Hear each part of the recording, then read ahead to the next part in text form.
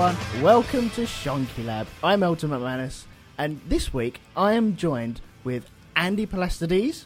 Hello! And Darren Barnard. Hello! And we are here to talk about cosplay. Now, I've got two very famous cosplay players with me today. I am famously not a cosplay person whatsoever. I don't do dressing up, guys. That's not what Amanda said. I don't dress up. Yeah, we've seen the pictures, mate. In the pictures. I actually was hiding in the wardrobe at the time. It was quite embarrassing. I went in there looking for something, and they came in, got amorous. I'm hiding in the cupboard there, and it's like, get me out. Wait, you were in the wardrobe too? But so was I. Where else were you? Oh, I thought that was just a broom handle digging me in the back. Well, that explains a lot then. Okay, it certainly does. Okay, sorry. Go on, carry on. Yeah, anyway. Thought there was a man with a baguette in there. I just thought you had a lot of very heavy fur coats in there, but there you go. No, that's just my big naked hairy chest. But there you go. Anyway, yes. So right. Cosplay. So you guys like doing cosplay? Am I right? We Yes. certainly do. Okay. So, how the hell did you get into it, or how the hell did you find it, or at what point did you find it? Are you asking at what point did I stop being a well-balanced, reasonable member of society and start dressing up? No, that's a reasonable question, I suppose. Well, for me, it was when I decided to make a film, which, is definitely something no sane person in their right mind should bloody well try. But because I did a zombie film, at a science fiction convention, and had a lot of people dressing up, they kind of taught me into it. So I'm blaming all of them. Oh, okay. What sort of age was that then? It was only a few years ago. I was going to say, what day is it now? I'm not counting down the days, hours, minutes, or anything like that. No, I mean, what was it? 2012. So that was 3 years ago. So I was 30. Hey. Oh, okay. That's when you popped your cosplay cherry. It was when it was roughly taken from behind. Yes. And Darren, when did you discover it? When did I discover it? Yeah. I suppose it was when I first started doing sci-fi conventions, which was way back in the 90s. My cosplays were very subtle cosplays. The first cosplay I ever did was a Psychop from Babylon 5, and basically all they are is a Mandarin-style black suit, completely all in black, leather gloves, and like a metal badge. And you just take the badge off, and you're ready to go out to the local nightclub. That's it. You can just change immediately just by removing that badge. Oh, that's nice and easy. That's Exactly, kind you of see. cheating, though. Isn't that like going to a fancy dress party dressed as James Bond? Well, you'd think that, but to tell the truth, even when I turned up at one of the conventions, even without putting the badge on, everybody knew who I was. It was actually quite a nice little entrance as well. They see me turn up. Psychops are the bad guys in Babylon 5, or one of the sets of bad guys. I walked up and they just parted like the Red Sea and let me walk straight through the middle of them. It was great. Fantastic stuff. And I would like to just dispel this notion that it's easy to wear a tuxedo and look like James Bond. It is hard to look this damn good in a tuxedo. as we all know as well. I've never had that trouble, Andy, ever. Well, yeah, I know, but there are mere mortals listening to us, so just trying to let them know you can't put on a tuxedo and instantly be Bond. You need Exactly. a walk for PPK and a martini. You certainly do. And a very fast car sat outside Yes, that helps. with the defab inside it as well. Yeah. So, where the question of age is concerned, I was in my 20s when I discovered it. So, that's over 20 years ago. Wow. Early 90s. Yep. I was kind of still at school. No, actually, mid-90s. It was 1996, 95. Oh, okay. About then. I was just finding the pub then. I was still at school. found Sorry, I'll shut up now. I found the pub already. I'm sure you had. Yes. Cosplaying in pubs as well. There you go. So Marvellous. what is it about cosplay that has this draw to it then, that you guys totally love? Do you want to go first, Andy? Well, for me, and I won't go into all of it, but it was it was a way to just kind of de-stress after doing the film by having a project I could work on. And yes, there's a story there for another time. But it was so. I mean, I ride a motorcycle most of the time. It's my only real way of getting around. So I'm kind of used to wearing like motorcycle gear. And the first costume I did was the Dread one, the 2012 costume, which is fundamentally it's just a set of motorcycle levers with an armored vest on it and a lid. So it was no big deal for me to really get used to transitioning over to that sort of thing. So it was just a fun project, putting the whole thing together, collecting all the bits, trying to make it as screen accurate as I could do. There's a really good community out there of people who have access to a lot of the original files and materials, and they'll help you put the costume together. You kind of connect to the film in a way as well, because if you've got, my Dread lid is cast from the same molds that the film lids were cast from, and the same with the shoulder pad eagles. So how did you do that? How did I do that? Yeah. Well, I mean, again, there's the communities are out there online. When a film basically finishes, unless they know 100% there's going to be a sequel, they almost always sell off all of the props. And there's websites called, I think Prop Store's one of the big ones, Movie Props, and they basically just auction off all of the film's assets. So people will buy these, and then they will recast them and sell them on. So my lid is first generation mold from the Screen Use lids. And same with my Lawgiver as well. I think that has some bits which were cast from the film as well. And it was just a fun. We spoke earlier about I used to make models and stuff like that. It was just another way to build a model and put something together. So I put it all together. And once I'd done that, I was like, well, spent all this time doing that. I may as well go out and wear it now. Huzzah! Was that the plan in the very beginning, though, or was it just a case of I want a Dread costume, and then sit in my front room drinking tea, watching EastEnders in my Dread costume? It was largely I was just making the Dread costume to not so much drink the tea, but I thought I'd get a mannequin sort of thing and just kind of have it standing in the room because I thought it'd be a cool costume to have there sort of thing. Yeah. But yeah, the community is really supportive and everything, and they're like saying, yeah, you should come out and come down to a con and all that sort of thing. So I met up with a couple of friends sort of things. We went down to one of the cons and just had a huge amount of fun. By my nature, I'm not a very outgoing sort of person sort of thing. I don't particularly like big groups and stuff like that. I'm not the sort of person who's going to run up and be the centre of attention. But when you're in a costume, you're kind of playing a character. People are running up to you wanting the pictures taken, and you can kind of just relax and just enjoy it. So that was a load of fun. Mm. So I've just been reading Lee's posts about the Death Star. I've still got a Kosh costume for you at some point, incidentally, Mr. Medcalf. What about yourself, Darren? Why do I do it? Yeah. I think it's the ego thing, actually. If you get a really good one, you get one that people recognise, then they want to have the pictures taken with you. So you become a little bit, it's like being a little bit like a celebrity, And me being the yeah, it is. And me being the flamboyant little shit that I am, I love that kind of attention.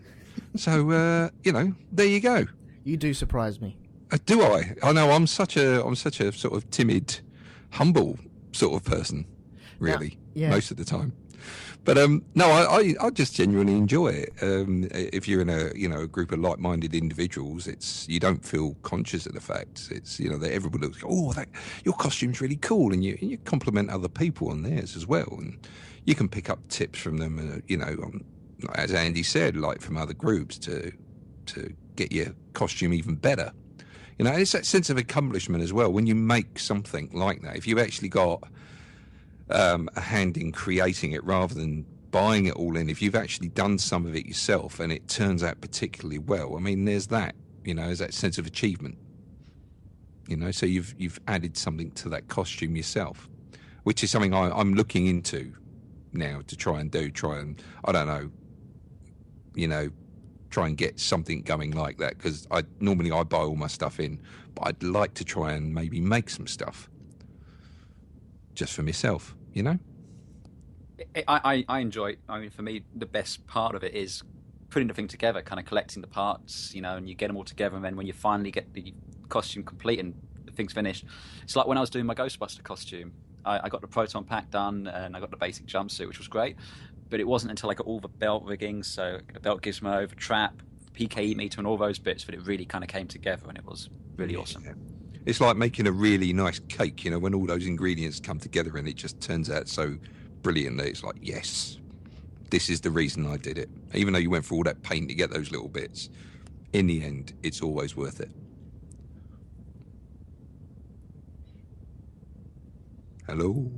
Sorry, no, it's just Lee's asking for hair product removal tips, and I'm trying to remember the name of that one off of Amazon with those hilarious reviews, but I cannot be asked to look it up. But yeah, it's out there, Lee. Like I said, just Amazon hair removal, it'll come straight up. Just advice to Lee there. I mean, you know, just watch those bikinis, because I know they can ride, as you say there. Chafing is, you know, it's almost a given. So maybe some lubrication down there on the G-stringy bit that goes up your ass. In fact, I think I should point out as well, if he's going as Pamela Anderson from Baywatch, she didn't tend to wear a bikini. It was more of a the one-piece sort of suit. So yeah. They don't frown on the on accuracy too much, but you want to be more or less in the right ballpark. Do we all have a vision of Lee running down a beach in a one piece? No, I haven't. In slow motion. Go away. Oh no, it's breaking into my mind. I can see him in the swimsuit. Why, Elton? Why would you do this to me? In slow motion. In slow motion with all these bits jiggling. It's like it's like some kind of blancmange earthquake monitor. It's just, look at it. It's just going off. Ripples. It's like a tsunami of unpleasantness just riding its way towards you. Where's that damn albatross, damn it? He's smiling at me while he does it as well. That's the creepy thing. Oh, dear. So, you two seem to be at both ends of the spectrum, because, Darren, you like the, I want to be a centre of attention sort of thing. Oh, yeah, you could say that. I mean, it's a new facet of my personality that I don't think anybody's ever...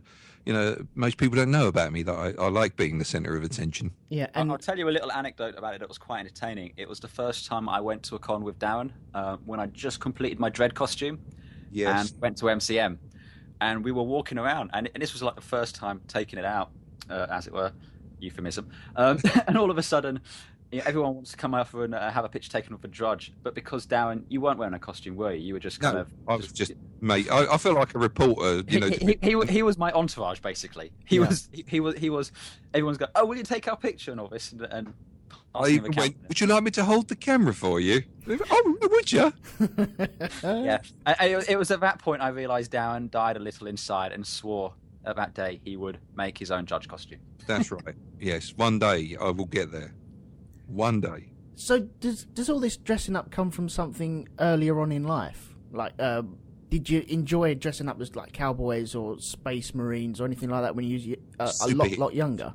Superheroes. Yeah. That's where it comes from. It's comic books, that sort of thing. You know, just wanting to be that superhero, wanting to be Batman or Superman or whatever. So it's that kind of thing, stemming from that, thinking, look at those outfits, they look really cool, I want one of them. And I think we all were like that when we were little, you know, whether it be, you know, wanting to dress up as a football player or, you know, as a superhero or a TV character. Yeah, I suppose like a football player would be a modern day equivalent, really, wouldn't it? Well, when you think about it, right, okay, it's not the football players so much, but the fans, you could actually class them, I suppose, as cosplayers. But they put the football shirts on. Have you ever heard of Full Kit Wanker? I've never heard of it, but I instantly know exactly what you mean. Okay, right. Yeah, for anyone who doesn't know this, it's a grown man, normally around about 40 years old, with a bit of a beer belly, and puts the full kit on, and then goes to a football match wearing the full kit of his team. And it has also been noted in certain press outlets that some idiots, or, you know, maybe they're not idiots, you know, they just like dressing up, but some of them wear the captain's armband as well.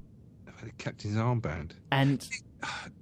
No, sorry, go on. I've got a bit of a thing where that sort of...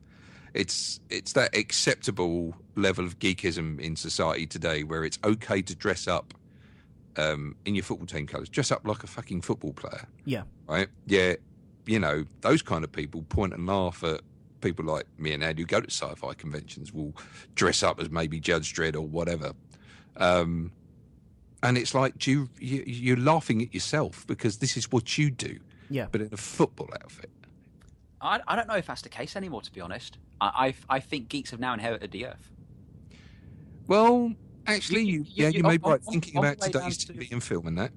But like, again, going to MCM and stuff like that, if you go on the DLR of a tube, pretty much from central London out, the tube's just full of people in costumes and everything like this, and no one bats an eyelid half the time. And there was that time we went to the Prince Charles for Ghostbusters, and I walked there in my kit and all that. Yeah. It took me about 45 minutes to walk from the Prince Charles Cinema to the tube station, which is in reality maybe a 2-minute walk, because everyone was stopping me wanting a picture taken. It was insane. Cool. It was just absolutely insane. And yeah, I know what you're saying, Darren. There was certainly that sort of perception, and you read about these cases, but I think today it's going to be the full kit wanker sort of thing, which more people are going to be looking at with disdain than the guy dressed up as a cartoon character or something like that. Well, I think you're right there, because the full kit wanker is a person who would be mocking someone dressed as Judge Dredd or dressed as something else from Star Wars or Star Trek, and yet he will go home and put his full kit on and look himself in the mirror and go, yeah, do you know what? I could be a footballer. Yeah, I look really good. I am that player that I really love. Yeah. Because, I look like Alan Shearer with me beer belly and my fucking knobbly knees. Look at it, look. Yeah. See, I'm someone who doesn't like dressing up at all. The closest I've ever got to it, I went to a fancy dress party at my sister-in-law's house, and it was a 60s thing. And I went down to the local charity shop and bought a 60s waistcoat. And that was it. And that was it. That is as far as I went. I just can't do it. That's fine. It does depend. I mean, it's different strokes for different folks, really. If you're comfortable with it, then fine. But I think it's to do with your personality as well. It's are you the kind? It's like with me, I'm quite a loud person. I'm not afraid to go up and say hello to people, and I can be quite a show off. So it's doing that sort of thing. It's not surprising that I can get on with that. It's like, hey, look at me, and I'm big. Look, I'm fantastic, me. Yeah. So, Andy. Yellow. What are your favourite costumes out there at the moment? What's one of your favourite ones that you've seen someone else wear? But someone else is what? So, I can tell you the next one that I'm like. Well, it's not necessarily the next one, but next on the docket sometime soon is Alien Colonial Marine. I want to do the Colonial Marine with the M56 smart gun, so the big heavy duty steady arm rifle that Ramirez has, and Drake. That's probably next on the list. I mean, I would love to do a good Space Marine costume, but my definition of a good Space Marine costume and what I've seen out there, in Lord of the Rings and Sauron, and how his armor is all that really intricately carved detail and everything like that. Yeah, I'd want my Space Marine costume to be like that level of detail, like properly artifaced. So you want to do a proper Chaos Marine? No, I want to do a Primarch. Not right, because if you read the books and descriptions, they describe the armor as being this intricately, beautiful, detailed stuff, sort of thing. With all these carvings in it, which you just don't get a sense of most of the time. So I want to do that kind of real fancy. I mean, that's kind of like top end. If I had infinite resources, infinite time, infinite money. Costume. Those are the Space Marines who have their armor made in Thailand in a sweatshop, aren't they? The Primarchs. Absolutely. Is that right? Yes. Yeah. The Primani. Sort of very cheap. Yes. The Primani Space Marines. But in all honesty, I mean, and again, the costumes I have at the minute. So I have my Judge costume, and I have my Ghostbuster costume. And the reason I have those is they were the ones I wanted. It was a case of because they didn't cost a insignificant amount of money and time to put together. So if you're going to commit to something like that, it's got to be something that's going to hold your attention for the duration. So my Ghostbuster is probably my favourite one at the moment, primarily because of the Proton Pack, which if I just lean back, let's see if I can make the happy sound. There we go. Hopefully you can hear that. Yeah. And it lights up. Oh, it's so cool. It's a thing of beauty and a joy to behold. See, But have you got a trap that goes with it as well? I do. I have a trap. And I have a PK meter. Yeah, I've seen the PK meter. I've got the trap. The trap, I've just finished building the basic body for it. I'm trying to work out a way to make the thing smoke, because I really like the idea of walking through a convention hall holding it out at arm's length with smoke pouring out of the thing. Get it done by Nine Worlds. We can do that through the hotel then. The amount, so Nine Worlds is a convention, actually takes place in a hotel, and I will be taking my Ghostbuster costume. I'm going to stand in a corridor and wait for someone to walk around the corner, and then I'm going to pull out the walkie-talkie and just go, "I can see it, Ray. It's looking right at me." And I'm just going to be walking around with a PKE meter and just like walk up to random people and just kind of poke them and just walk on and stuff like that. I want to stand by the elevator sort of thing, when it opens sort of thing, and say, "Going up," just to see if people will get it. And unfortunately, Martin Dry Ice won't work because it has to be something you can turn on and off. Knowing you're like, it will be all the people, the people you meet there will be all the guests that aren't actually going to Nine Worlds. And but that's even better. Taking flights somewhere. Well, no, they just think, what? Who's this bloke with this great big fridge on his back? What's going on there then? Because that's how much it weighs. It does weigh as much as a small fridge. I've had the pleasure of wearing that proton pack, and, you know, as much as I felt extremely right on with it on, yeah, it did weigh quite a bit. But it is a metric ton, yes. Isn't that part of the costume, though? Because if it looks light, then it just looks terrible. I think for me it is, just because... and again, I've seen people who've got really light packs on there and they can walk around all day long and it's fine. This one's heavy, but when you take this off, you look like in the films when they take it off, it's like the thing weighs a ton. And because, you know, it's got all the lights and sound and all the electronics in there sort of thing, it has a deep reverberating sound to it, which is just really cool. And yeah, I mean, I think people will expect these things to be heavy, so that kind of adds to it to me.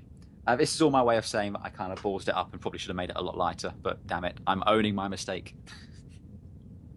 Nice. So what sort of conventions do you go to? You know, where are they, and, you know, how can people find them and stuff like that? Well, so there's a few big ones throughout the year. MCM and LFCC are like the two biggest ones in London. MCM gets the most sort of public advertising, though. I've seen the MCM one advertised on the Underground, also on the side of buses. We're talking about going through central London. You know, they go past where I work, and they've got the big MCM banner plastered right across them. So yeah, MCM, I would say, even though LFCC is very big, I think MCM gets the most publicity. Yeah. Yeah, but those are the two big ones in the UK. I mean, obviously in the US, the big ones are San Diego Comic Con and Dragon Con. But as well as those ones, you have a lot of smaller cons throughout the year. And then you have themed cons. So one of the ones I just went to last month was Judge Dredd Con, called Lawgiver Mark II.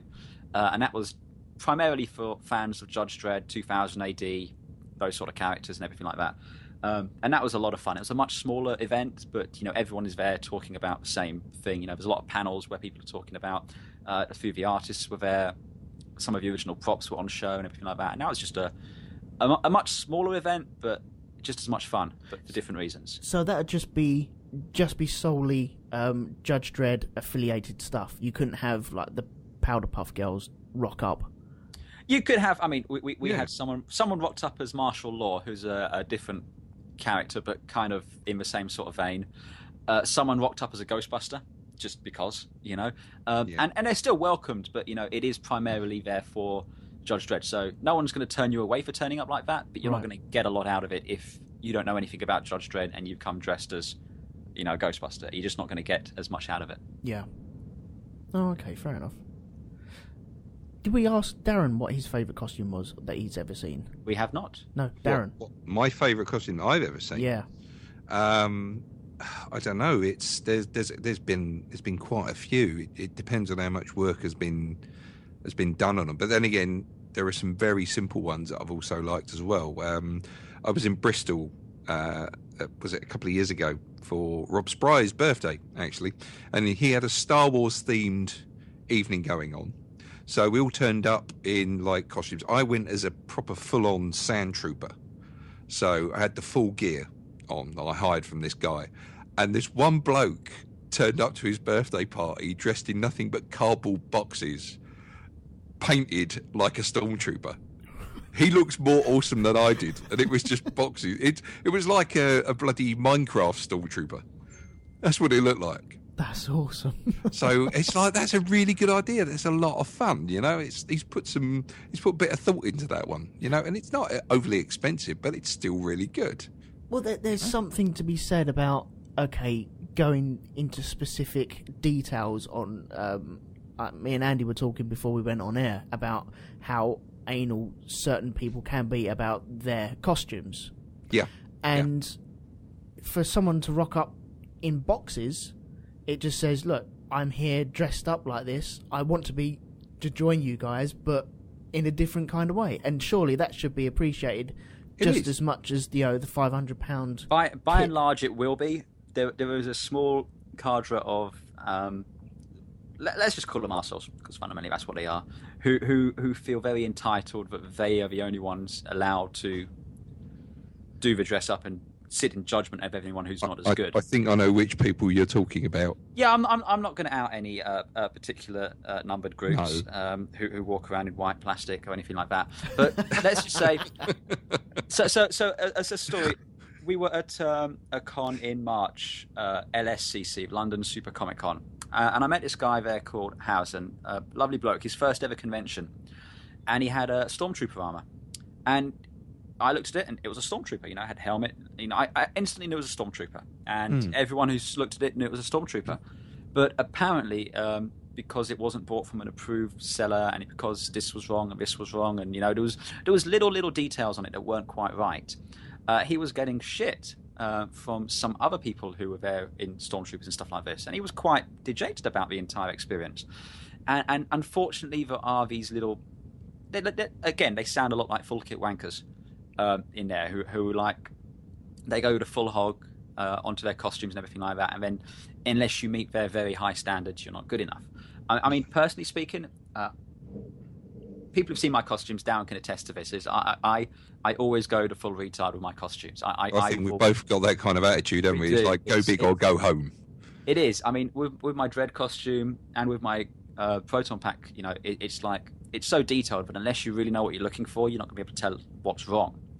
But equally so, I refuse to join any costume group or any association which has what's called clearance, where people will sit in judgment of you and say if you're good enough or not. And the simple reason is, as far as I'm concerned, there are two people on this planet allowed to tell me if my costume's good enough or not. One is me, and the other is the director of a film I'm aping. Yeah. And other than that, you can fuck off. Exactly. And so, you know, I still hang out with these guys, and if they're having fun, that's great. But, you know, I just don't think anyone has the right to tell you you're not doing it well enough, sort of thing. When you're a grown man or grown woman playing dress up and all this, and you start taking it too seriously, it's time to just go home, because you are failing. I think it says something about the person throwing that around, that maybe they're a little bit on the sad side. You know, I know what I'm saying, it's a bloke who dresses up in, like, you know, who's dressed up in superhero stuff before and whatever, but taking that too seriously, it's like, is there nothing else in your life that you're good at? Is this it for you? You know, so you take it out on everyone else. It's you know, cosplaying's a bit like a costuming version of karaoke. Right? Karaoke singers don't have to be the best in the world, right? You can still go and have fun at karaoke, even though you're not the best singer in the world. It's the effort you put into it. It's the, you know, the heart you go into it with, right?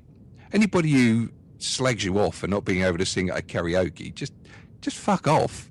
It's the same with cosplaying. It's, you know, these are your efforts. This is the sort of like, you know, this is your output costume wise. It's nobody else's. You're having fun doing it, and that's all that matters. And if you've got a problem with that, then really you need to go find something else to do. Yeah.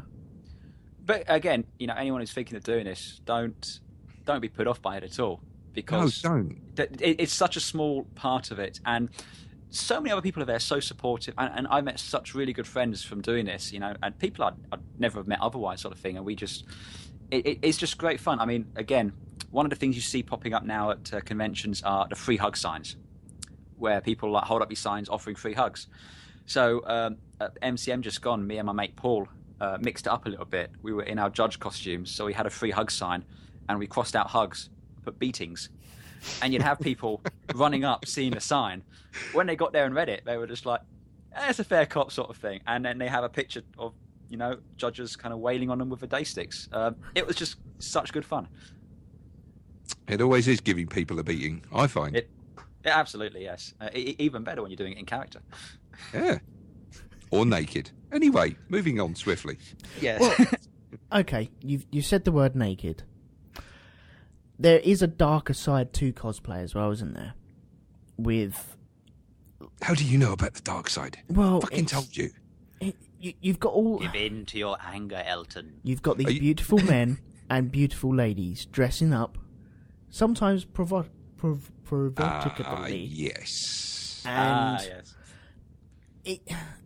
Do the people there sometimes, or has it become more increased that the people go there to lech at the ladies rather than just actually enjoy the whole situation and be part of the con? In honesty, I don't think so much. I think there is going to be an element of that anywhere. But, I mean, again, MCM, which I was just at, it's a massive one. There are hundreds of thousands of people over the 3 days of Tenrat. And if you want a ratio, you're talking probably 70-30 dressed up. So 70% of the people there will go in costumes, dressed up, being characters. 30% are just kind of walking around. That many? Yeah, seriously. And of that, a lot of those ones just walking around sort of thing are photographers. But they're not lechy sort of photographers. They're doing the cosplay shots and the music video sort of things and that sort of stuff. Yeah. And again, this is the thing, you go outside, they'll take the picture sort of thing, they post it up on, there's groups online and everything like that sort of stuff. And again, there's a certain amount of, like, if you don't want to have your picture taken sort of thing, people would, it's easy to avoid having it done. There's, at MCM, because it's at XL, you've got down by the cranes and where that yacht is parked up and everything like that. Where there's space, basically, that's where people who want pictures being taken will tend to congregate and everything like this. If you're up around and inside, no one's going to take your picture. You very rarely get people just trying to surreptitiously take your picture. They'll always come up to you and say, "Can I take your picture, please?" Which has always been great. Yeah, it's they can be very very polite about it. Most photographers are. It's it's just it is polite just to ask. That's it. But like you said about the dark side of cosplay, there have been, you do hear the stories about girls who get harassed by certain individuals who don't know how to handle, a young woman in a superhero costume. Yeah. Or should I say, they like to think they can handle a young woman in a superhero costume when they shouldn't be. And that's always a pity. It's the sort of thing that shouldn't happen.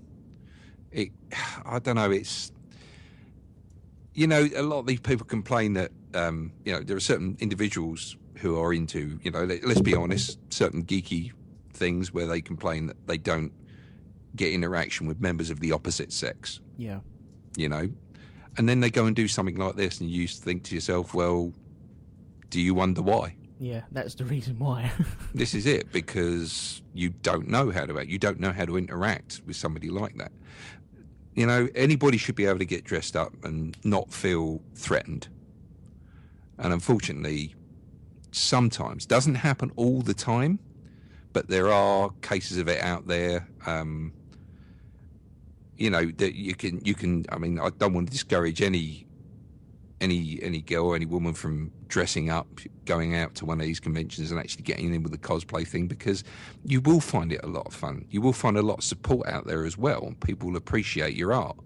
Yeah. And it's not doing it in a not doing it in a lechy way. It's just that genuinely, I mean, there's an awful lot of female cosplayers out there, and to tell you the truth, I think a lot of the female cosplayers are better at it than the men.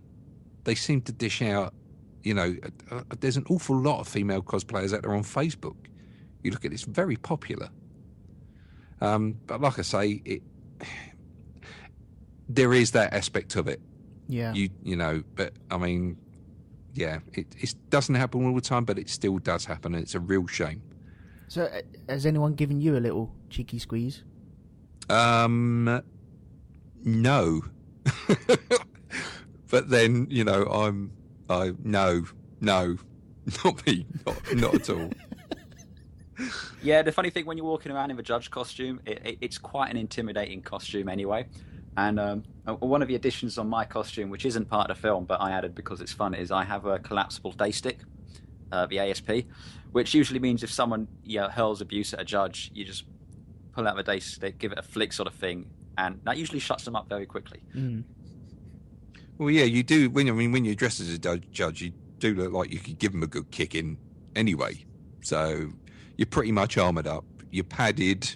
Like it says, you got the day stick there, and even if it's a plastic one, which they all are anyway, because I think the sticks they're illegal, aren't they, Andy? Yeah. Again, a whole other conversation we could have about prop weapons and stuff like that. I mean, technically speaking, the Lawgiver gun, which Dredd has, under the Violent Crime Reduction Act law, is technically illegal.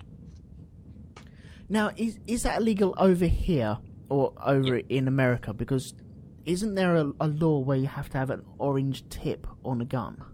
Okay, so the Violent Crime Reduction Act, or VCRA, effectively says you can own a replica weapon if you have a legitimate reason to own it.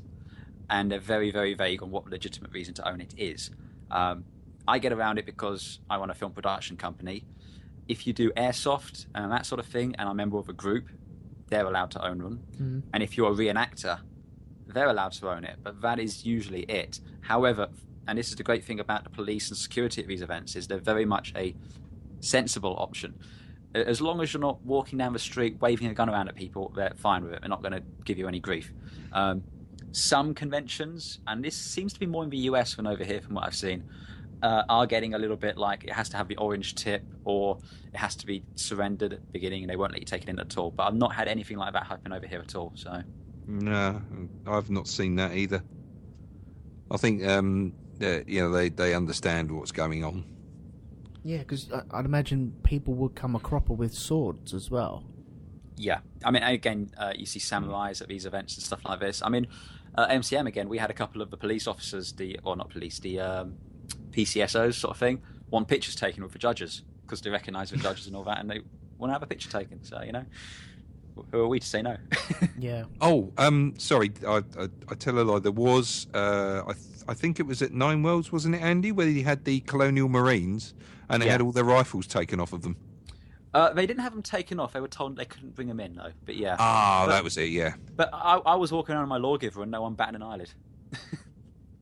Yeah, I think the less it looks like a modern day weapon, the better you are. I'm pretty sure my Lawgiver looks more like a modern day weapon than a pulse. Well, I suppose it does actually. Yeah, it looks more like a modern day weapon than the actual one from the comic. So, Yeah, from the photos I've seen, it does look pretty real. Yeah. But then again, if you're walking around with a semi-automatic weapon, then they might not like that in the convention. So these guys were allowed, guys and girls were allowed their weapons outside in the public on the streets. No. Nine Worlds is a bit of a special case, though, because it actually takes place next to Heathrow Airport. It's like there's the hotel, there's a perimeter road, then there's a runway. So they get a little bit funny. you couldn't have the terrorists from Back to the Future rolling up in their Volkswagen. The Libyans? Yeah. No. I think that might be dimly viewed upon. Although that does give me a good idea for a cosplay at some point. That'd be a lot of fun. That's an expensive one, that is. Just getting the van alone. Can you imagine that? Sort of like, several members of several short members of ISIS turn up as Jawas. Well, yeah, you could do, Wait, which ISIS are we talking about? Are we talking about the Archer ISIS or the other one? The other one. Okay, just checking. The rather angry ones, Yes. So what about what about preparation for these things? Because hang on, let me go back into this. Lee was having a little dig at you, Darren, earlier on. Yeah. Saying, why am I surprised? Do you have to start doing your hair a week before Nine World so you can arrive on time at the comp? He's already started. Never mind a week. See, he keeps going on about it. My hair these days is a quick 2-second rough up with some gel in it, and that's it. I'm done. I am finished these days. I mean, there's not much of it left, so it's going. So okay, preparing for these cons. If you've got your suit and your armor and your weapons and stuff like that, does it take much preparation to be ready? And also, when you're thinking about going to a con as a new character, how long would that generally take? That's quite interesting, doing a new character, because every time I've taken one of my costumes out for the first time, it's been a learning experience, because you're learning just what's properly glued on, what's not properly glued on, what's going to fall off. I mean, on my Dread costume, you have what's called the medical pouch on the side, which in the film is full of the stapler and the stuff to sew him back up. My one's full of super glue and tape, because you're just walking around waiting for stuff to fall off. Yeah. And when it falls off, it's just running repairs. And it's a bit like being a leper, Yes. Duct tape. But and I tell you what, that's another great thing about these cons, though, is everyone will have a repair kit on them, and everyone's willing to help you. Yeah. So I was at a con, and someone crashed into my pack and actually snapped the proton wand, and it broke. Get out of it! Really? Yeah, it's probably snapped. So slightly irritating. I bent my wand. My wand was bent in public, no less. But the great thing was, found a place where I could park, put my pack down and have a look at it, sort of thing. There was a table nearby with some other costumers, and they had super glue, duct tape, all the sort of stuff you need to make running repairs. Within 5 minutes, it was fine to get through the rest of the day. I mean, I could fix it properly when I got home. And, that's just fantastic. Yeah, it's all good. Very, very helpful community, Yeah. That sort of thing. It's funny, the other thing is when you're walking around, again, you don't know anyone for toffee, but they know the characters. So you're walking along and someone will shout Ghostbuster, or they'll shout out Judge Dredd, or whatever you're dressed as, sort of thing. And it kind of helps if you're in the mindset of that character, because then you can kind of react appropriately. Can I just field this question everyone's asking on the thing about? I'm watching this happen here now. So you want to know? So how do you go to the bathroom? Well, okay. So in the judge leather sort of things, find a large cubicle basically. Hang the vest on a coat hook sort of thing, and after that it's quite simple. Just drop your leather pants. The Ghostbuster one's quite easy actually. But there's 2 zips on the jumpsuit, so you can just pull up the zip from the bottom, and away you go. You pull out the other proton. You pull out the other wand, and try not to cross the streams. Obviously, as for women, though, sorry, sucks to be you.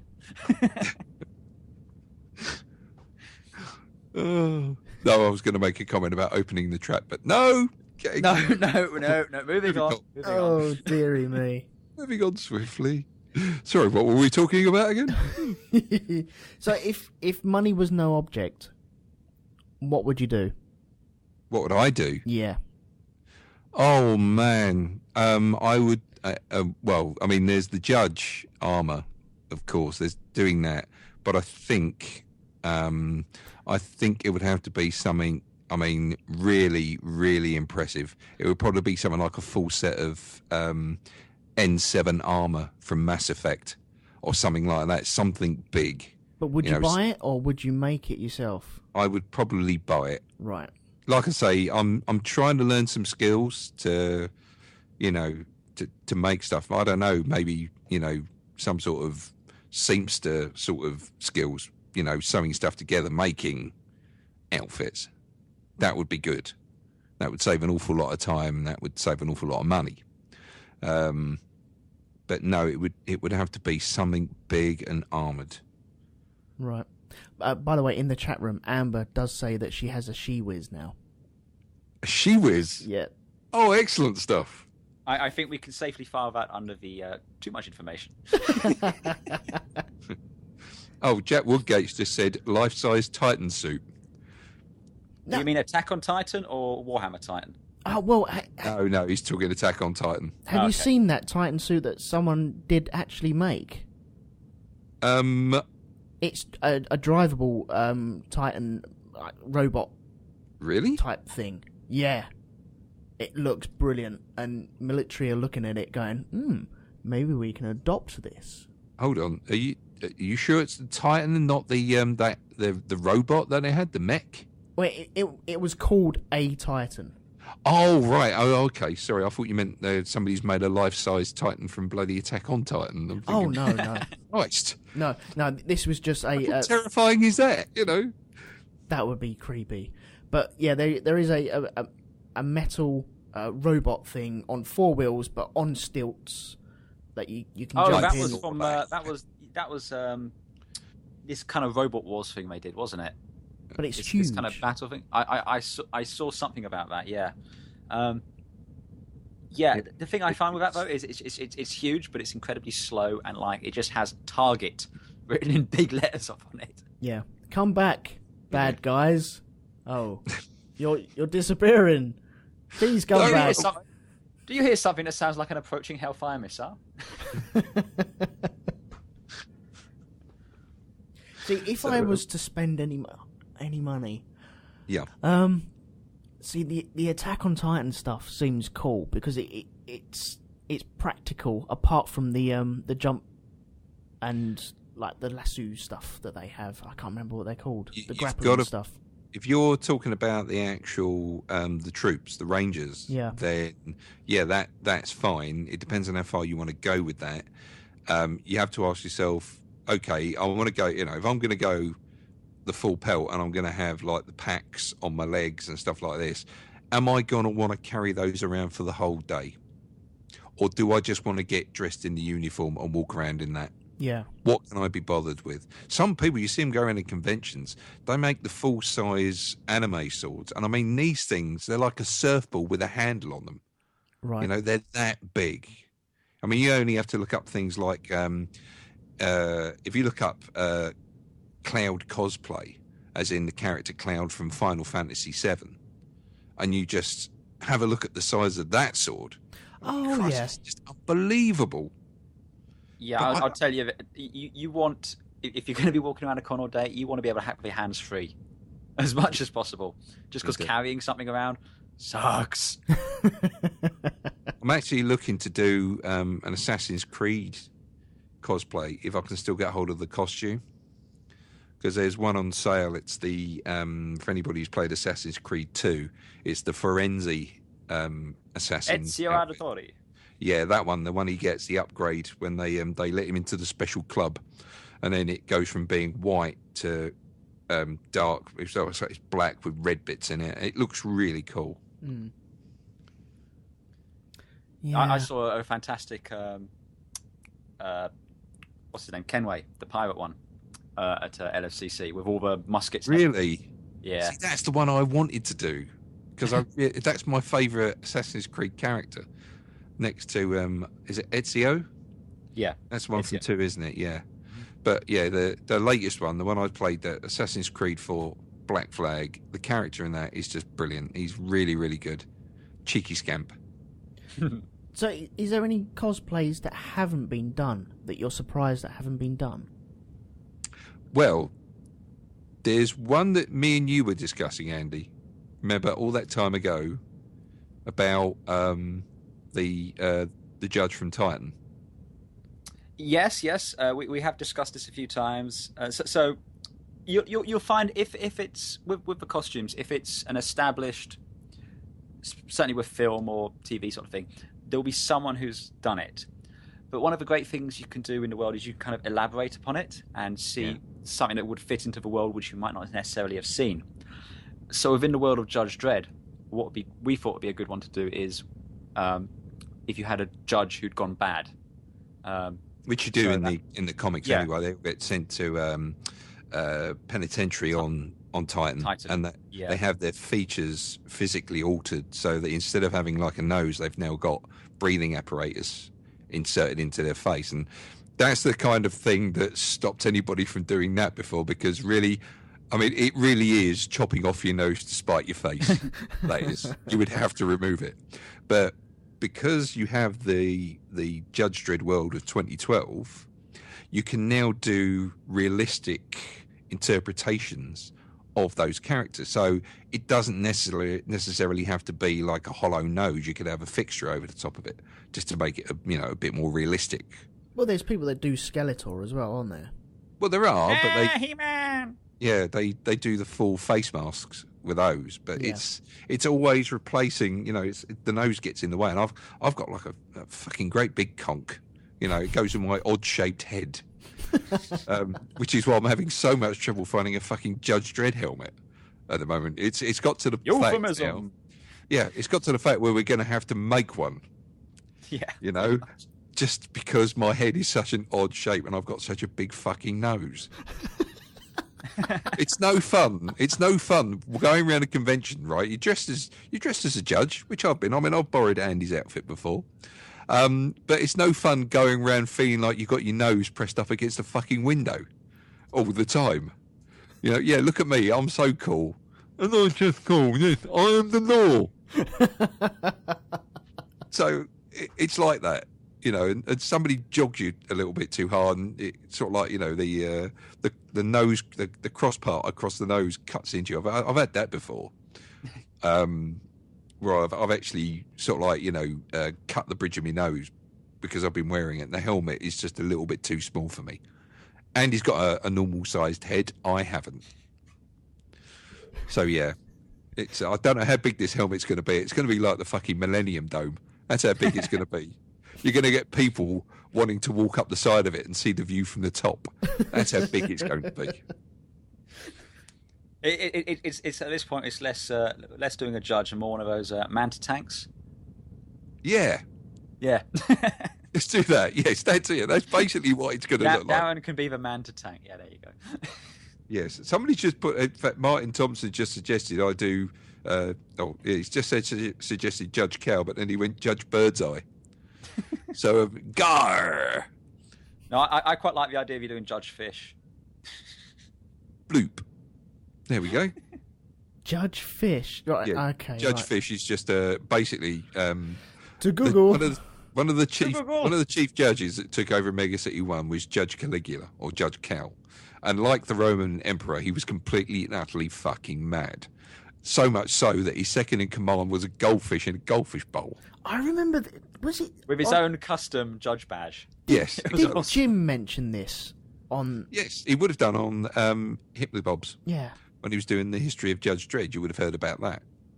But it is, it's always that famous picture he refers to, refers to Judge Fish, and all he get out of the fish is bloop.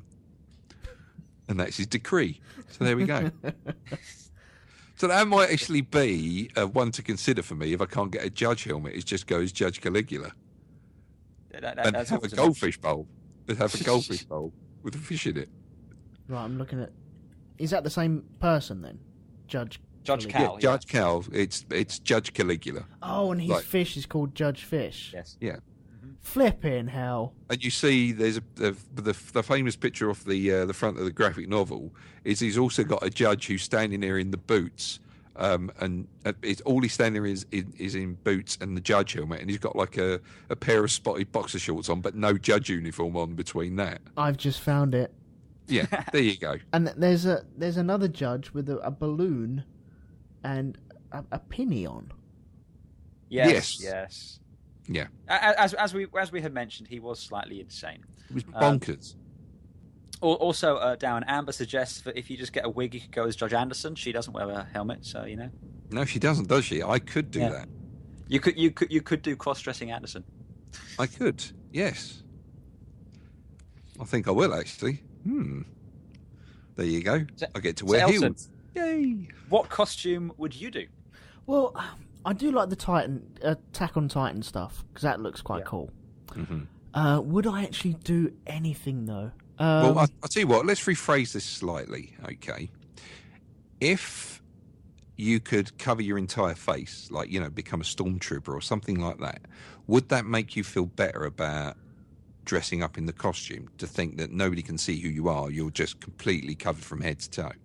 Would that make a difference? Yeah, I think so. But it helped me, because I was much like yourself. When it was first kind of muted, I did this. I was like, yeah, fuck right off. That's not happening. Yeah. But with the judge lid on, sort of thing, you suddenly realise that no, you're not you. You're the character. Exactly. Or at least you're perceived that way. See, for me, it's just a dressing up thing. I've always walked away from dressing up parties and various guises like that, just because I don't like dressing up. I don't like being told, right, you must dress like this. I just dress and that's it. I dressed. Ask my mum when I was a young kid. She's like, no, you must dress like this. No, don't want to wear my joggers instead of my jeans. And I've been like that all the way through my life. And so the dressing up thing doesn't appeal to me even now. Even putting a helmet on, I wouldn't want to go as a stormtrooper because that is obvious. Well, how about someone like Darth Revan or something like that? That's one of the earlier Darths who basically just no flesh showing whatsoever, completely encased. I think I'd rather go with someone from a TV show, anyway. like Rick Grimes. How about that? Walking Dead. Yeah. Well, there we go. Look, see, it's a nice, easy cosplay to do. Yeah, Rick Grimes or I don't know. Would you consider doing something with your kids? What, as like a threesome sort of thing? This is going down very dangerous territory, but yeah, it's like if there's a kind of thing. So, like, if you went as Rick Grimes and have your kid go as what's his name? Carl. Yeah. Carl. Yeah. He would make a good Carl, I think. It's just again, I've observed a lot of people that do it. Go with their kids and stuff like this, and they'll go in a costume which kind of complements what their kids. And there's an entire family called the Supermayans. It's mum, dad, and a young kid about 3 and a baby sort of thing. And they went as Transformers. Like, all of them were dressed up as Transformers. And then there's Michelle Lally, who Darren knows from Nine Worlds. She goes as Judge Anderson. Her boy does she sometimes does a Star Trek one, and her boy goes as a science officer as well. And Viv just goes as whatever the hell she wants because she's Viv. In fact, one of the things they did last year, which was quite good, is Shell went as Daenerys from Game of Thrones, and Viv had a little dragon onesie, and it was the cutest thing ever. It was awesome.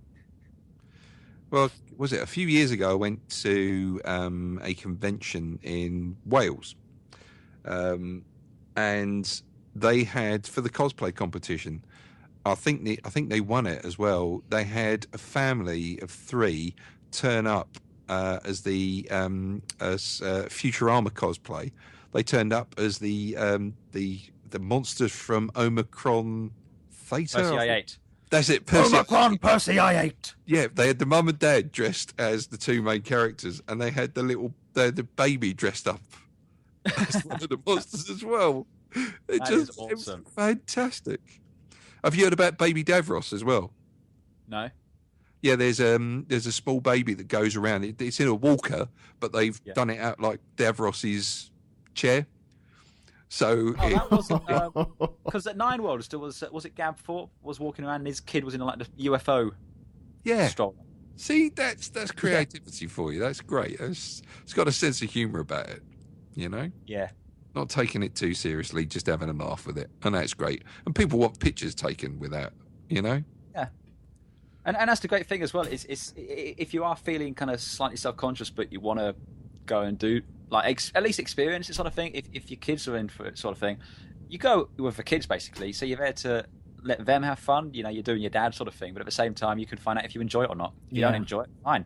You've ticked it off your box sort of thing. You don't feel like a wally because you were there with the kids and all that, and then fine. But everybody thinks you're great as well. I have a sneaky suspicion you'd probably end up really enjoying it somehow.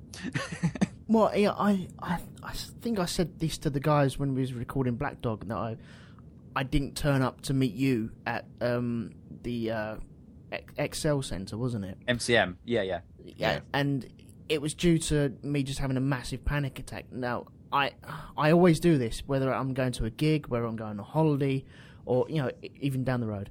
I once I'm there, I'll love it, and I know that sort of thing. I'll get there, and I'm there, and I would really, really enjoy it.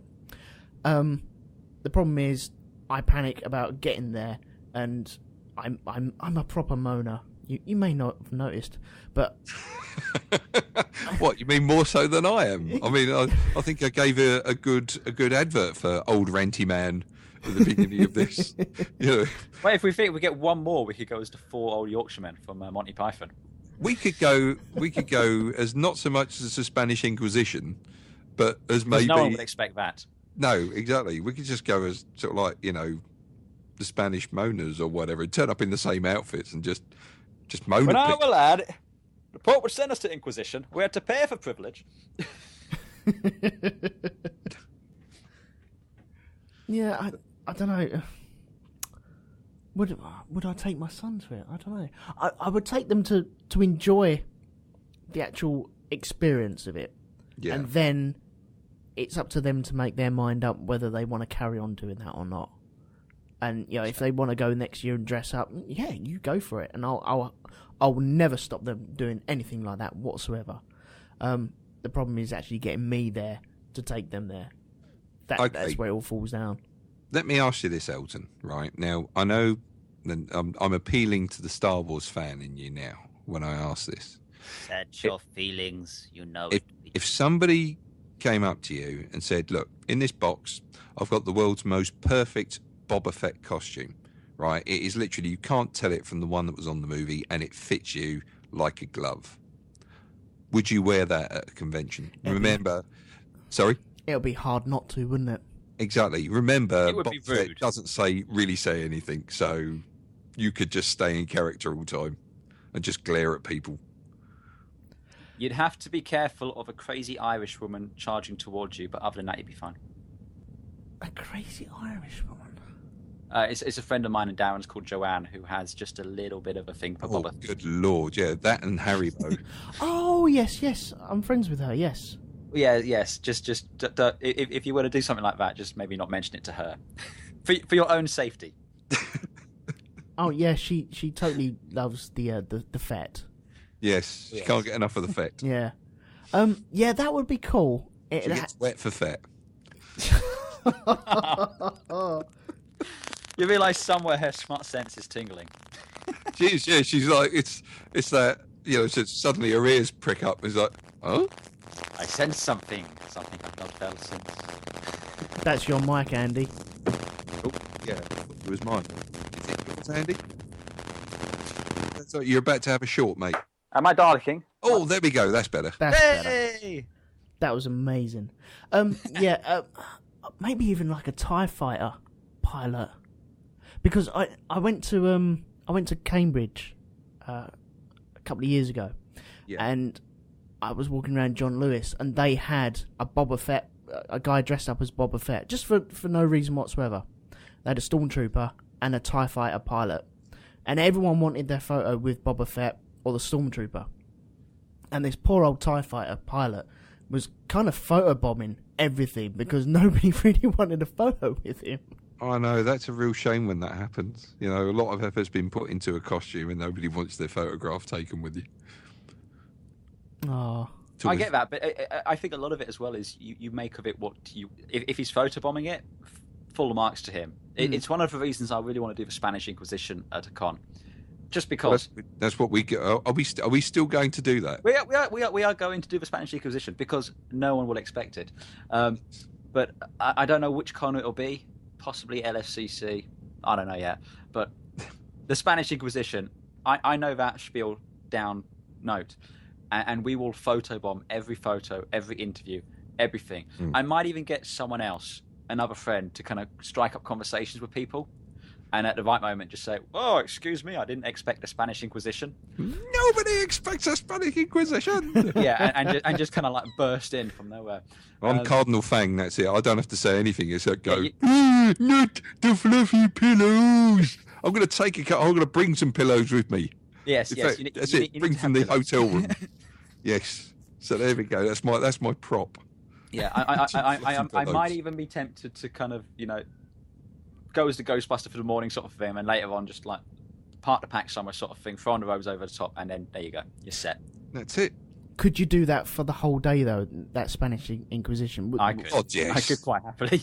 But would everyone appreciate it for the whole day? I think, well, this is these are big locations, so it's not like you're in one room for the entire time. So Yeah. you've got a chance to kind of get out and around that. And it's those sort of more outgoing.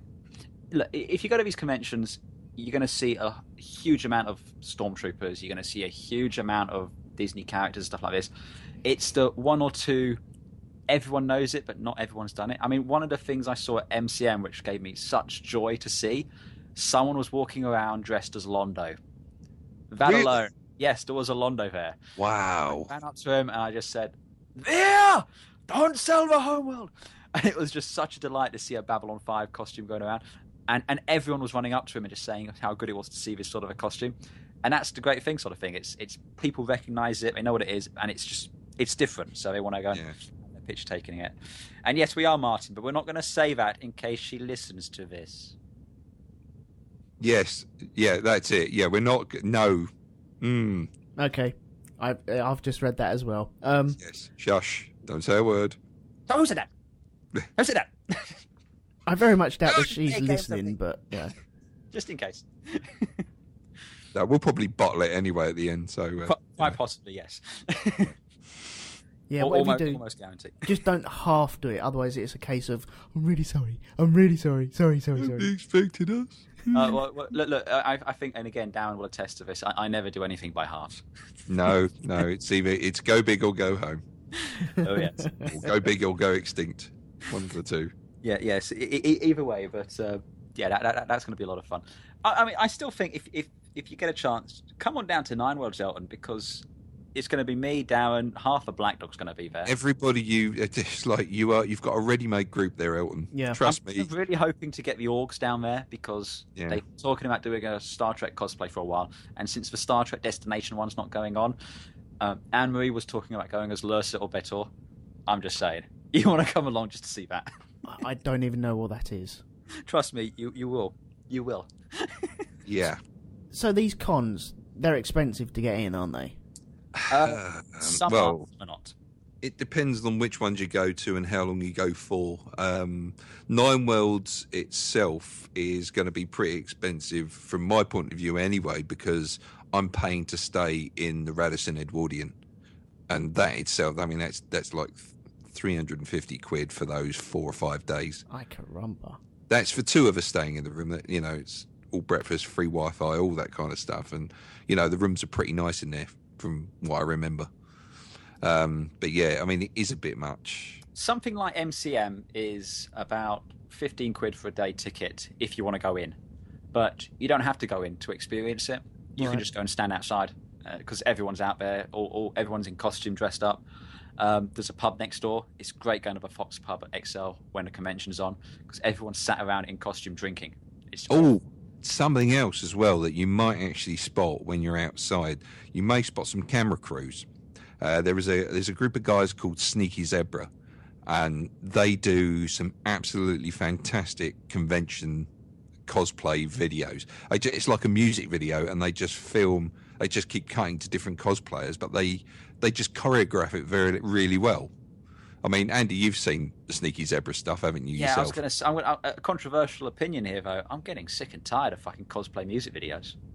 Really? They're all the same. Okay, maybe if you watch too many of them, but I mean, Yeah, I've watched 2. You've watched 2. Yes, and at this point, I have now seen. Oh look, there's a music track, and oh look, there's cosplayers, and oh yay! I'm sorry, I know. Look, if you're into that, that's great, and I don't want to take it away from anyone, but I think they choose really good music for their videos.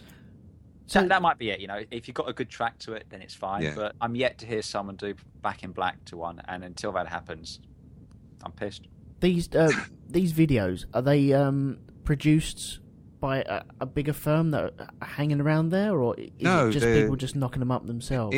It's the Sneaky Zebra Boys. They do it. They're really slickly produced. They really are great, and they just make anyone in them look really, really good.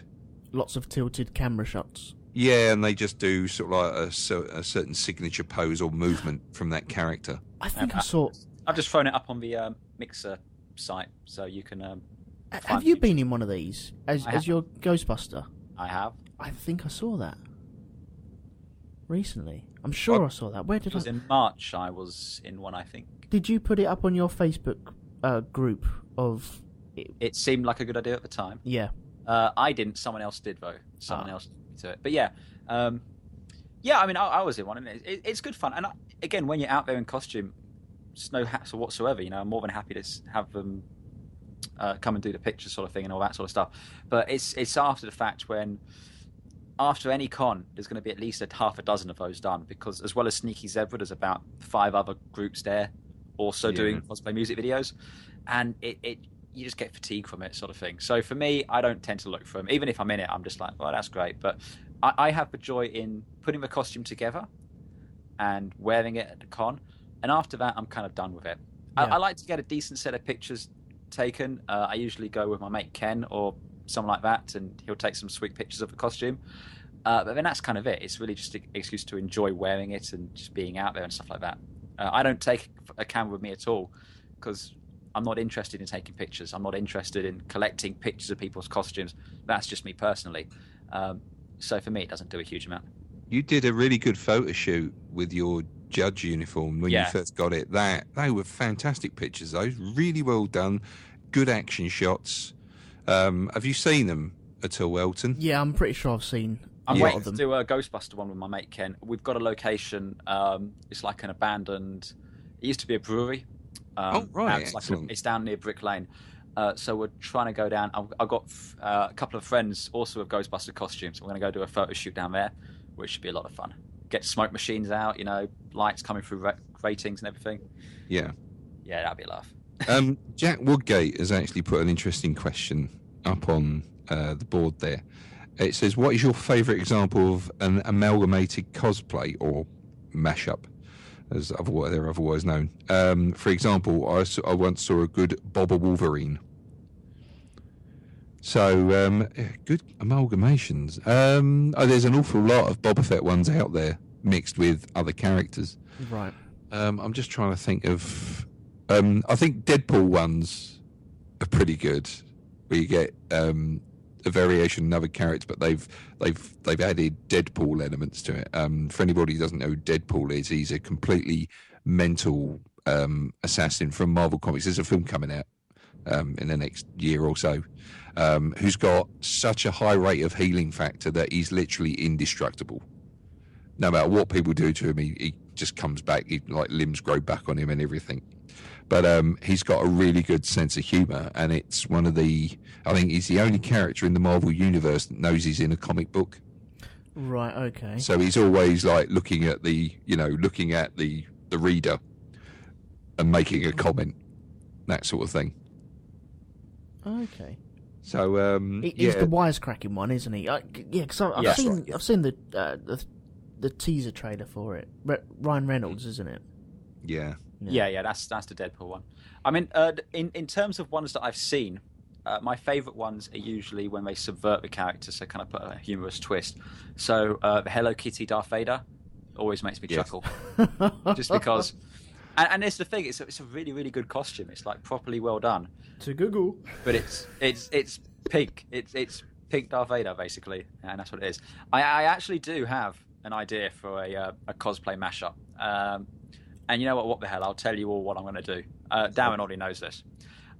So one of the things in the judge community is you are starting to get a few people who take themselves a little bit too seriously. And it's understandable why you do so when you're dressed up as a bloody motorcycle riot cop from the future. So you always see people dressed up as the 2012 judge, and you see a few people done up as the comic judges. But you never see anyone done as the 95 Stallone judge. You know, Good reason. But with good reason, I grant you, with good reason, because no one in their right mind would want to wear one of those costumes.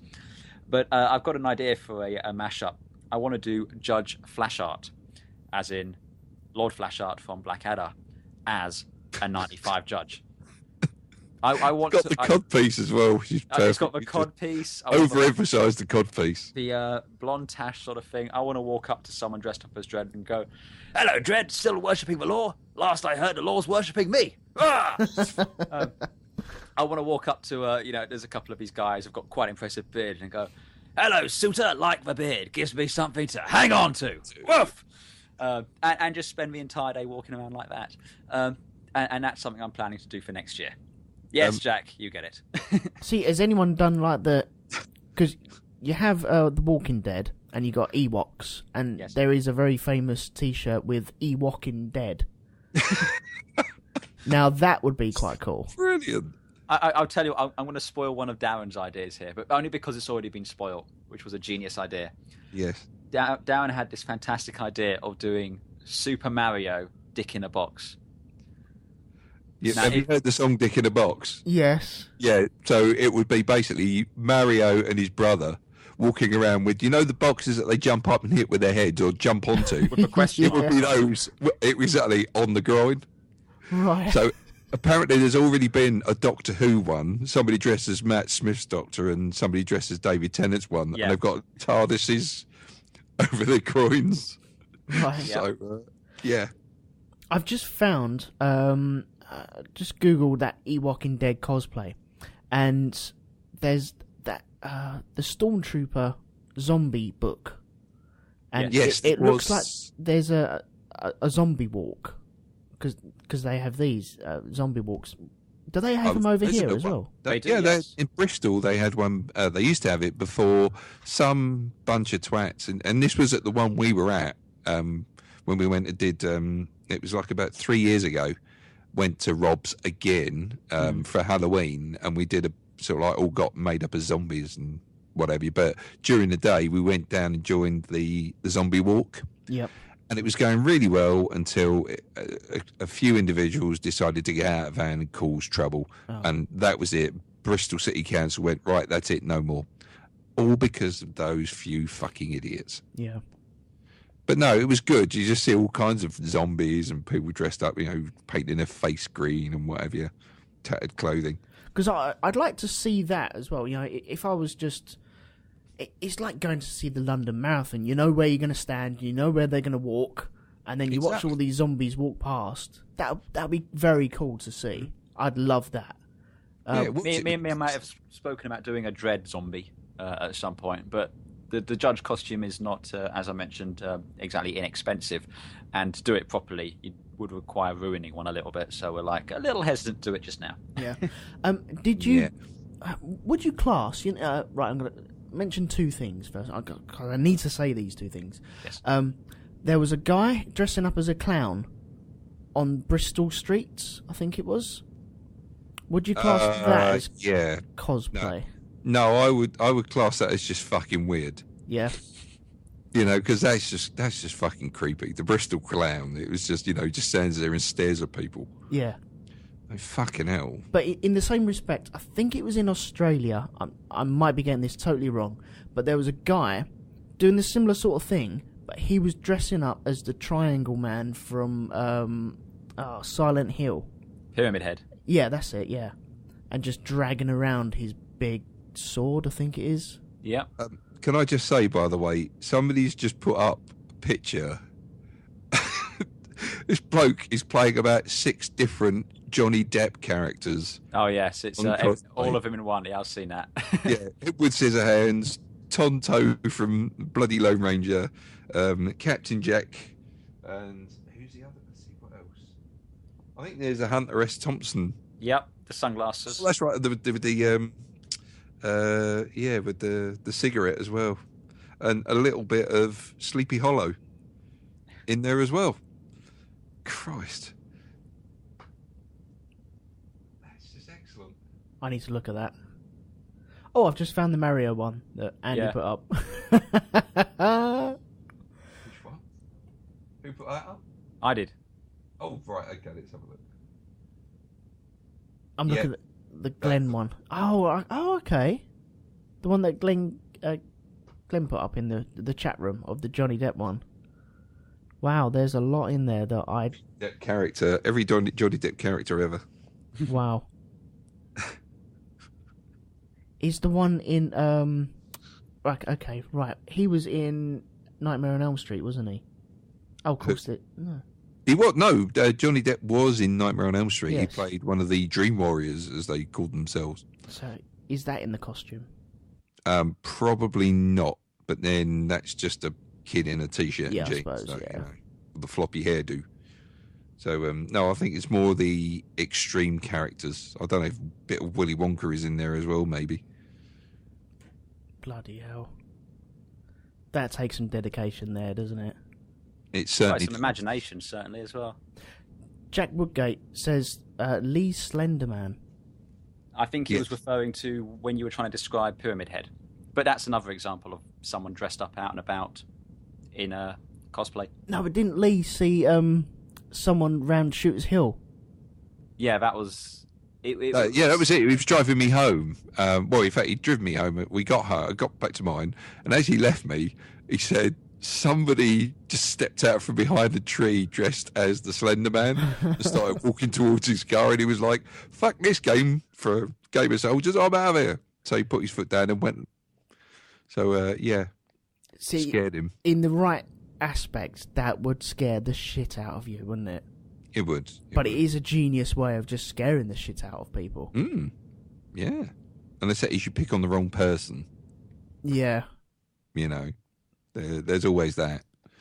Me and Lee did have a bit of a weird experience cosplay-wise once. Or it was more Lee, but I was stood nearby when it happened. And I saw the look on his face. So we're in this bar, we're in a sci-fi bar, a bar that used to be open called Pages, which is, you know, they used to have guests from different TV shows like Star Trek. They'd come over and do come over for the evening, and people would buy tickets, go in, and they'd have like a talk there or whatever. And it was just a generally good bar. And we just finished going to a Babylon 5 convention we were still dressed in the Psychor outfits. So these are the psychic police, right? Remember that? The psychic police from Babylon 5. So we both go off to the loo, right? I'm just standing there washing my hands. Lee's taking a piss up the wall. And some bloke in a Star Trek uniform walks up to him and goes, "You're not really psychic, are you?" And it was just the look on Lee's face. He didn't say a word. He just looked at me as if to say, "Who is this cunt?"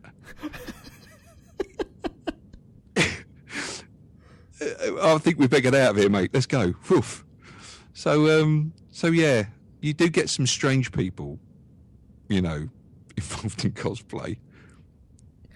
I was looking on I'm a member of a Facebook group called, I think it's the Replica.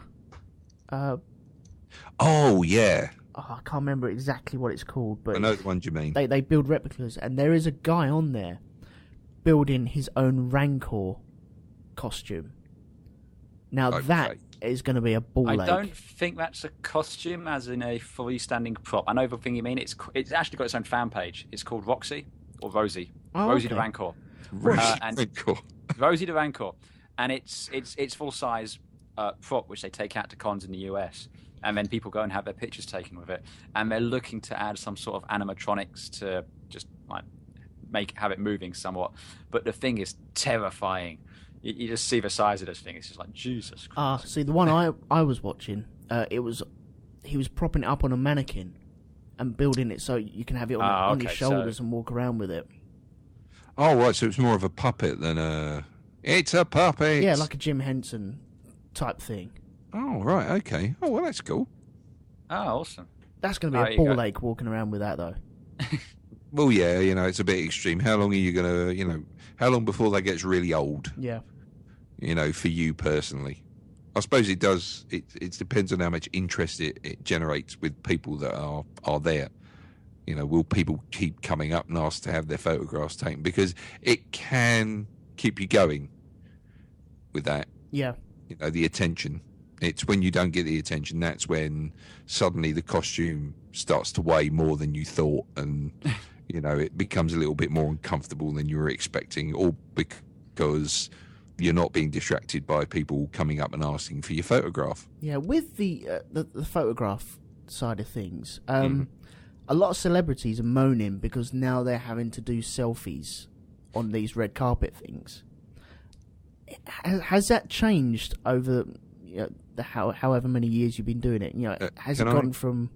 Can I just say, yeah, they don't have to if they don't want to. Okay, first world problems. Yeah. That's all I'll say to that. You know, just so what if you have to do a selfie? You know, what's the difference between that and having someone else hold the camera and have your picture taken with a fan? I've very rarely had it at cons, people wanting selfies, because usually they honestly don't care about you. They want to see the costume. They want a picture of the person in it. So they normally want a full-length one. Exactly. They want to take a picture of the thing. And if they want a picture of them with the person in the costume, they'll either have a friend or they'll ask someone, can you take a picture? And do it that way, sort of thing. So it hasn't really kind of occurred to me at the cons or anything like that. Oh, that's good then. Not that it would bother me either way. It's like, if you want my picture taken, fine. I don't care. But just going back to what you were saying before about the dedication, it is important with these projects you pick something that will hold your interest. Because my Dread costume took about a year and a half to put it all together.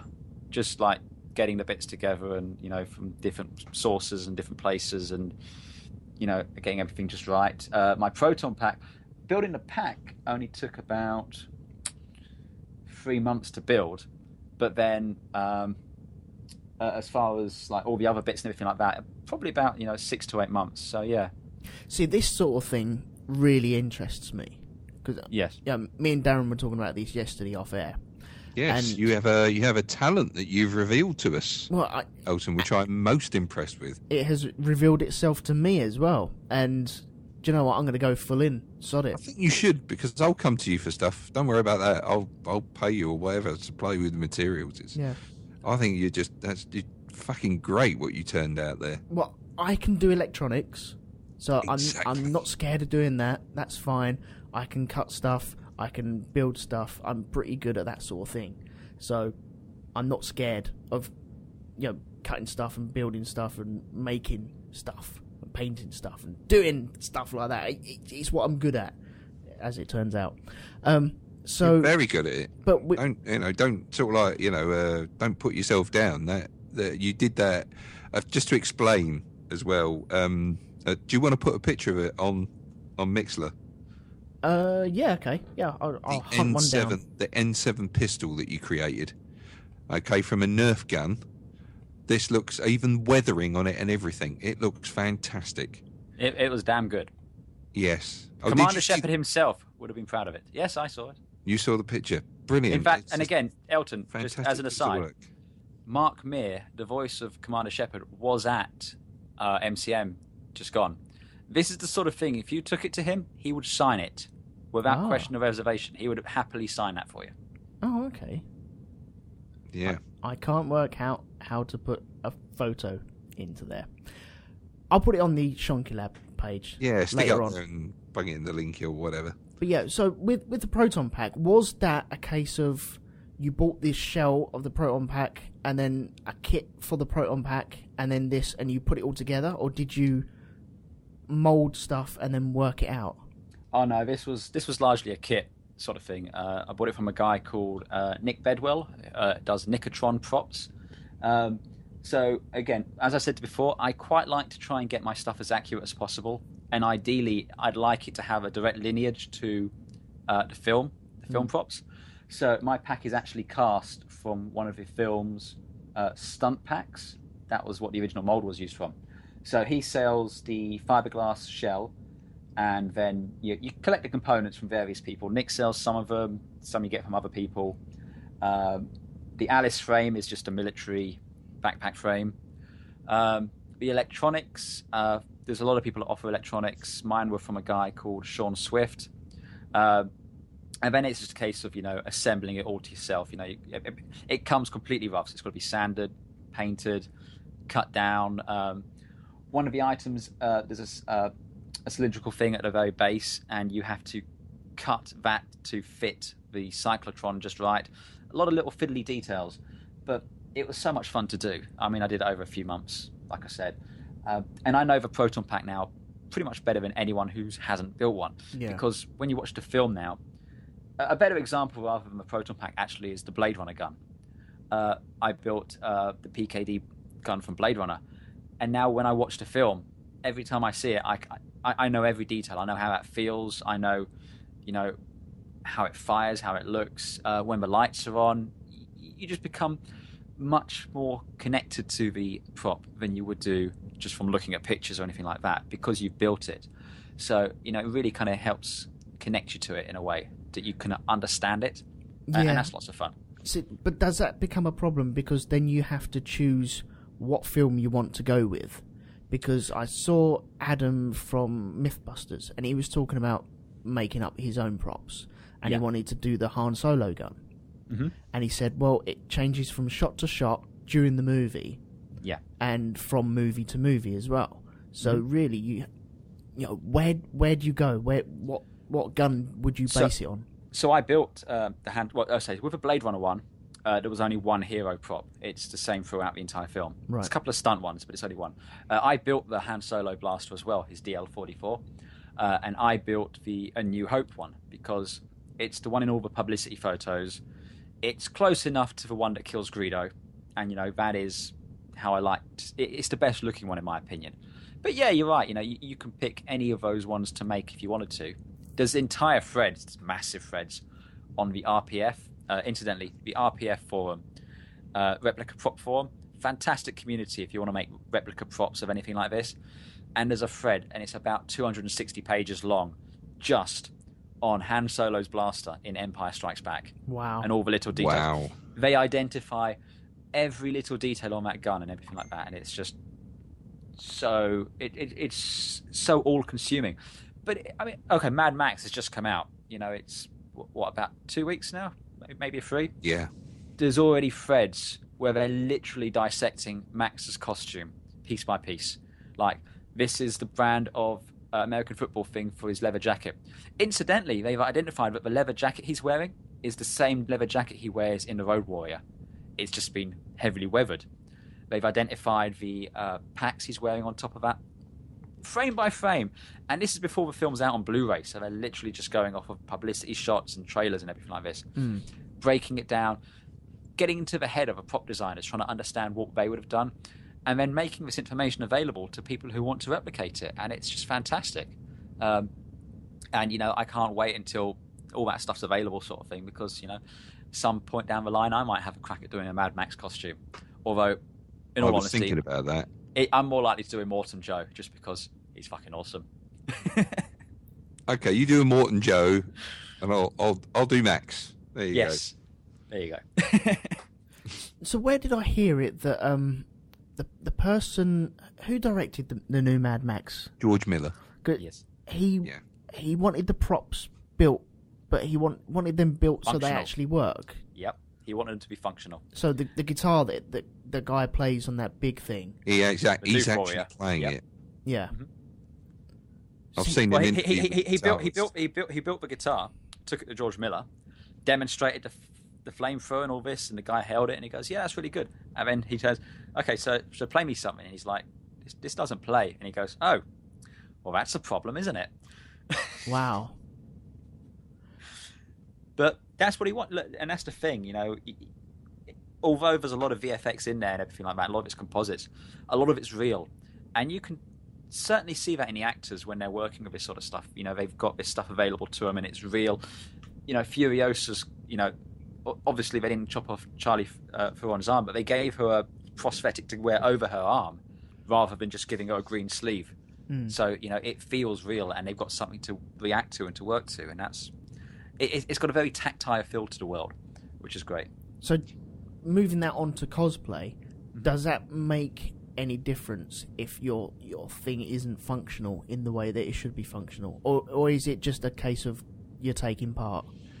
Well, the only person that's going to know that it's not functional is you, because let's just face it, that when people look at you, they just see the look. A lot of them don't go up and want to know if the cog on this thing turned around or whatever. They just see it and it's like, wow, look at that! It's a fantastic costume. Look at the detail in it. So yeah, the only person that's going to know is you. And if you're kind of a bit pedantic about it, then you're not going to want to wear it, or you're not going to be totally happy with it until you get it 100% right. Right.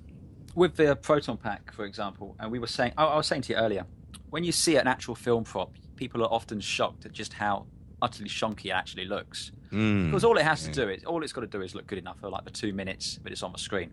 Then it doesn't matter. So with the proton packs in the film, there's no sound. They only have a light system in it, and all the sound is dubbed in afterwards. Whereas mine has the sound, because for me, the proton pack isn't real unless it makes the happy sound. Unless it does, unless it does all that sort of stuff, it's not real. That, for me, is a key part of having the proton pack. But the actual props never did that. So you kind of have to make the choice when you're doing it. Do you want it to just be a static prop? Do you want it to be movie accurate? I mean, Nick, who makes the kit parts, he's currently been building one where it's so accurate, it's accurate to how it is inside. He has pictures of the inside of a proton pack, and he's replicated that. But all it is just it's a battery and some LED lights, because that's all it needs in there. Whereas mine has got 2 speakers, it's got an amplifier, it's got a closed loop, it's got all these extra little bits and pieces because I want the sound. I mean, this thing plays the theme song. It actually plays the entire soundtrack. How do you not wear that every day?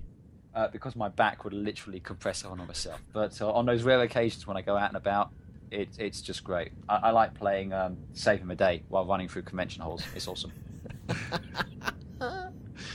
Oh, that's so cool.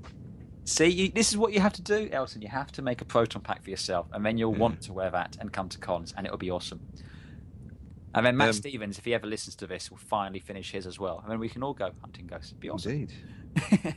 Indeed. Elton, do you know where sort of like props are concerned? Do you know what the phrase hero means?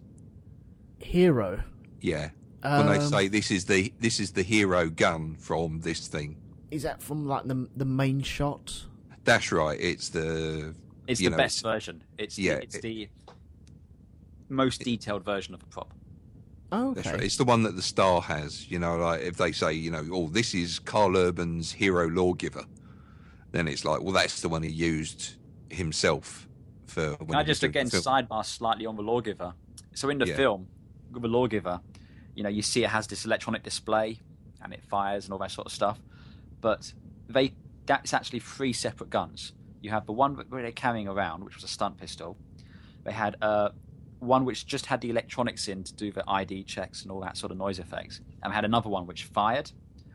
But the prop community now have made it so you can actually have one gun which does all of them, because they've shrunk down the electronics on the display. You can now build the shroud around the blowback BB guns, and they're made out of harder wearing resin. So the prop guns are actually better than the film guns. Yeah, better made. Mm-hmm. Yeah, I'd imagine they're more sturdy as well. Yeah. Because you got to go to cons and you don't want to get your wand bent. Or some annoying little shit tries to pull the lawgiver out of your holster and smashes it into 17 pieces. Not that happened to me, the little cunt. Really? Yeah. Flipping hell. What? I bet you took a beating after that. Yeah, it was. When was that? That was MCM last October. Kid. I was just walking around a convention and the kid just reached for it, pulled it out of the holster and it fell and it smashed. But look, that sort of thing happens at the cons, and if you're going to let that get to you, then don't walk around in that sort of stuff. It was just, oh well, never mind. Found a table, out with a super glue. Within 15 minutes, it was good to go again. Is there a picture of you crying over your lawgiver broken on the floor? No, but there might be a picture of me with a spade in a very shallow grave just outside the Excel Centre. How old was the individual? Let's put it this way: he came up to about where the holster was, so he was probably less than 8. Certainly in the sort of range where I could drop kick him across the hall if I was so inclined. Yeah, but you know what they say, Andy? Where the law's concerned, age ain't nothing but a number. This is true. Yes, off to the Jube Cubes with him. Indeed. Right. Is there anything else that you guys want to add onto cosplay? Because I think we've thoroughly covered this. I think at the end of the day, there is no right way to do it. The only rule is have fun doing it. If you're not having fun doing it, don't do it. But it doesn't matter if you spend a tenner on your costume and you made it out of cardboard boxes and stuff like that, or if you've spent thousands and thousands and it's, perfectly accurate to the film. There's room for everyone there. It's just great fun. It is the most sincere expression of just being a geek for the sake of being a geek. And honestly, Elton, come along with me and Darren next time. You don't have to come in a costume. Just come along to the thing, sort of thing, just to experience it. You will have a good time. I promise you that. You will enjoy it. And after that, hopefully, you will join us. You will fall to the dark side, and yes, we shall take over the universe or something like that. I don't know. You never know. You never know. Search your feelings. You know it to be true. Oh God, it's gonna. Okay, maybe like a Marty McFly thing or something like that. I don't know. There you go. That's Michael it. J. Fox is going to be at LFCC. Just saying. Oh God, I'll have to think about it. And if you do that, we'll get Darren to do as Doc Brown. Marty! Great Scott! Great Scott, Marty! We've got to go back to the future! You forget a dog as well, called Einstein. Well, there's Lee sorted, so we're all set. I could just see him walk in. He's like, woof. It'd be like Bath, wouldn't he? Yes. I'm a mark. I have given thought to doing Dark Helmet as well at some point, just because I like the flip up riser sort of thing. Problem is I'm too tall. I'm not tall enough to do Vader, and I'm too tall to do Dark Helmet. Oh, I think I'm tall enough to do Dark Helmet. Oh, there you go. You could do that. Yeah, I think you could. That would be a fun one. And that's the thing. That's the sort of costume which a lot of people will come up and be very positive about and just want to have a picture taken and have a laugh. I mean, it's great if you should always costume something you're passionate about as well, because people who are passionate about it are going to come up to you and want to talk about it and engage you with it and just say, this is amazing. Look, if you want to do something from Attack on Titan, you are going to have people coming out to a zoo who just want to talk about Attack on Titan with you. Yeah. So it literally is rising up a giant flag saying, I like this, come talk to me about it. Yeah, you need to be skilled at what you're dressing up as and have the knowledge to back it up as well. Yeah. Well, or I at think, least be able to fake it till you make it. or you just sit there listening to their enthusiasm pouring out, because there are some people who I've found it with quite a bit of sort of like animated. There are some very enthusiastic people about it that know an awful lot about stuff like that. Yeah. And with all the best will in the world, we'd be lost when they started talking about Attack on Titan and going on about the small intricacies of the story and whatever. I mean, I enjoy watching the damn thing, but I can't tell you what colour boots each character was. Apparently there's 3 different colours of boots that the characters wear. I hadn't even noticed that. No, nor had I. I was just looking online for the Assassin's Creed costume, and they had, in the same store, they had boots from Attack on Titan, and there's 3 different shades of brown. So, yeah, if you rocks up with the wrong colour brown, then you may get dirty looks at some point. I must have... You'll get dirty looks from the wrong people, but the right people won't give a shit. Yeah. Do you know what? We actually did see them at that convention last year. I thought it was the old Battlestar Galactica that they were really into. Yeah. I'm thinking, wow, this is really caught on with the youngsters, man. Look at this. This is some lawn green action going on here. But no, it was Attack on Titan. Yeah. It got embarrassing when Darren runs up and goes, "For those who believe," and they just looked at him funny. Starbuck! What? What, you want a coffee, mate? There's price over there. Yeah. Okay. Fuckers. Right, I'm going to wrap it there, if that's all right. Oh, yeah, sure. Absolutely, No yeah. problem, man. Okay. So, Darren, have you got anything to plug before I kick you off? Apart from the Black Dog, you mean? The other podcast that we do. Oh, yeah. Yeah, there's that one. It's quite good. Last night, wasn't it? It was excellent. There were the feedback again was just great. Just a pleasure to read out. Yeah, not saying that that every that most episodes of feedback is bad, because no, it's always very interesting. But there are some episodes where it just gets extremely comical. Can I just call out the feedbackers here? And I myself am guilty of this. But if you keep giving great feedback to crap films, we're going to keep giving crap films. I'm just saying that's going to happen. Not giving out feedback to good films, people, because we get we have things like The Life of Brian. We get no feedback, or we have Jaws and we get 3 bits of feedback. We have something like that fucking piece of shit we looked at this week, The Spirit, and it's literally pushing the doors in on Lee's house. That's how much feedback we get, Christ almighty. Normally we have 2 to 3 bits of feedback to read out. We had 5 or 6 each last night. There were 4 of us. It was just... And I lost the ability to actually speak at one point as well. Oh, I lost my temper God knows how many times just thinking about that film.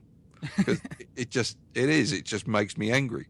God, if I was David Banner or Bruce Banner, I could, that would be it. That would be my control. I could turn into the Hulk anytime I wanted. Just think about the fucking Spirit.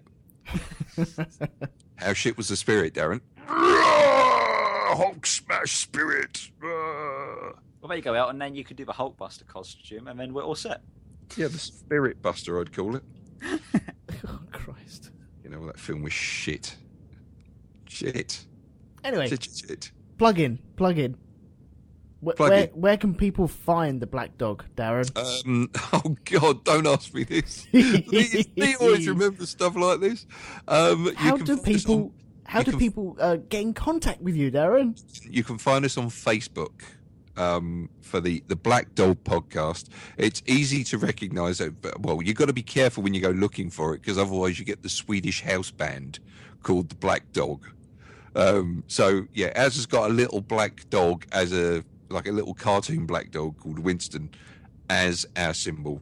That is probably the best way to find out which one, to look out for us. Or they could go to blackdog.geekplanetonline.com. There you go. See, this shit. I just chat. I just talk shit on that podcast. That's all I do. I don't worry about the intricacies. Lee does all that. Oh, look. Jake Woodgate has put it in the chat room at the moment. It's facebook.com/groups/the Black Dog Podcast. You'd never know you had 2 other hosts on it, would you? No, you wouldn't. No. Cheers, Jack. And Andy, have you got anything to plug? Plug away, please. Nothing especially. I do now have one of these Facebook pages things where I post my irrelevant crap about costuming and model making and that kind of stuff. And that's called It Seemed Like a Good Idea at the Time. And it's recognisable because there's a picture of me dressed up as a Ghostbuster. It's kind of hard to miss. It is very cool. Right, I'm going to say to the people listening to us in the chat room, just because you've listened to us now, it doesn't mean you don't have to go and download it, this episode. So please, just go download it. You don't have to listen to it again. Just download it, just for the numbers. Thank you very much. Next time, the Shonky Lab is back. It'll be in the same place, roughly the same sort of time. It'll be on Mixler, under mixler.com/Shonky-Lab. And hopefully I will be talking about roller coasters. Now, this has got nothing to do with the devastating accident that they had at Alderton Towers maybe a week or so ago. This was already pre-planned. And I will be joined by Greg Spalding. Spalding? I can't remember how to say his name. Greg of Spalding. Yeah, Greg. Sir Greg of Spalding. There we go. And I'm hoping to get someone else to join us as well. Maybe tapping them up later on. So if it's you, get ready to be tapped up. So I'm going to draw it to a close. So thank you very much, Darren. No problem, sir. No problem. My pleasure. Excellent. And thank you very much, Andy. Oh, you're more than welcome, sir. I look forward to seeing you at a con soon, whether you like it or not. I think it's going to be a case of sock full of coins and a potato sack. Could I just go as a body bag? Yes. You could do. Elton, I get the feeling that in your future somebody's going to ask you the question, does this smell like chloroform to you? Why, yes, it does. Excellent. We could do that Mad Max cosplay. We'll have Elton strapped to the front of the car. What with the garden fork thing on his face? Yeah, exactly. Yeah. The Hannibal Lecter thing. Yeah. Yeah, it's a piece of gardening equipment he's got on his face. Yeah, it's like a trowel or something. It is. Yeah, it's one of those little forks, the tiny trowel type fork things. Right. Yeah. Okay. Right. That's it. I'm going. Right. Thank you very much to everyone for listening, and I'll catch you again next time. Thanks. Bye-bye. Bye bye.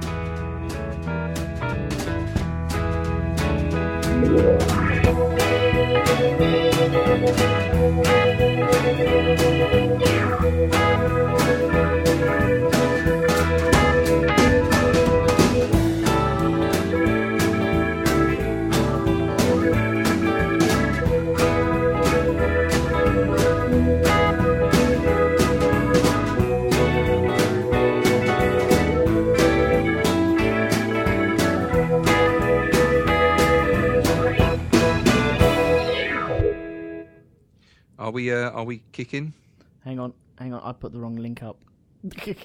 Oh, great. Oh, it's not going to take me to another dodgy porn site, is it? Not this time. No. Oh, close program. Oh, fuck off, please. All right, fine. Go away. All right, fine. No. Screw you. Is it the bottom one? The next, which one's the new one? That's 21.2 or 21.19, right? Okay, so it's that one. You work in technology at work as well, don't you? Yeah, So much about the financial crisis. it's fuck all about the financial crisis. That's what it says. Trust me, there is no financial crisis in this dojo. Right now then, what's that? You must restart your computer to apply these changes. Fuck off. Oh, don't worry about that then. Right, Yeah. I'm trying to get to the site. I'm not gonna let this bastard fucking thing defeat me. It tasks him. It tasks him, and he shall have it. Anyway, we do you know what? Maybe I will leave it because If we just hear a crash, bang, and boo, then we know exactly what's happened. what a load of old. So to everyone in Mixler, we will actually relay your messages to Darren exactly as you type them, we promise. Right, it's opened up 15 fucking Mozilla windows now. Because the cunting thing is so fucking cunting slow. Cunting, cunt. You do know Shonky Lab is a family-friendly show nowadays. Is it? Really? Not really. Dude, I was going to say, what are you doing to me? Why would you put me on a family-friendly show? Seriously. I'll have to make up some words. Oh, you blunt. Right.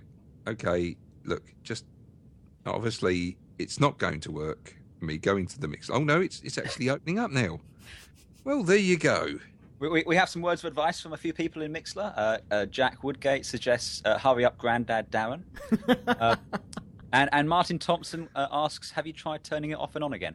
Are we actually broadcasting? We are, yes. I didn't think we were, so I've just dropped a sea storm. I'm basically it's not so much a sea bomb, it's a carpet bombing of seas. The connection is timed out. Well, what do you fucking know? Christ all bloody mighty. Shall we just carry on anyway? Yeah, let's carry on. Right, let's talk about people dressing up in weird clothes. And maybe talk about some cosplay as well. No, this is much more fun. Okay. Right, okay. We'll call it go on. Darren's Technology Corner. I'm just not going to bother with the Mixler thing. So if there's anything interesting comes up, read it out to me because it just doesn't want to play ball here. You worry me. You really do. Did you get that promotion, by the way? Yeah, so they get the promotion. Doom. Own office? Pay rise? Oh, what do you know? It fucking works. Hey! Stuff. I'm on. Hey! Hey. And there was much rejoicing. Hey. Okay, please log in or No, I'm not going to create a fucking account. Okay, just sod off. Hey, there we go. I'm in. I can see people chatting to me. You don't have to type in. You can just speak, so it's fine. I Yes. can. You have dominion over these people. Right. But silence it though. Have you muted it? Yes, I've muted it now because it was just like I was stuck in some sort of temporal kind of loop in time and space. It's like, didn't I just say that a second ago? I did, and that's me saying it again. It's that wibbly wobbly timey wimey Yeah, stuff. I think I'm having a stroke. I smell toast. Yeah, exactly. Okay, coming in. Let's get on with this. Are you ready? Yeah. Yes. Okay. MC McManus, go for it.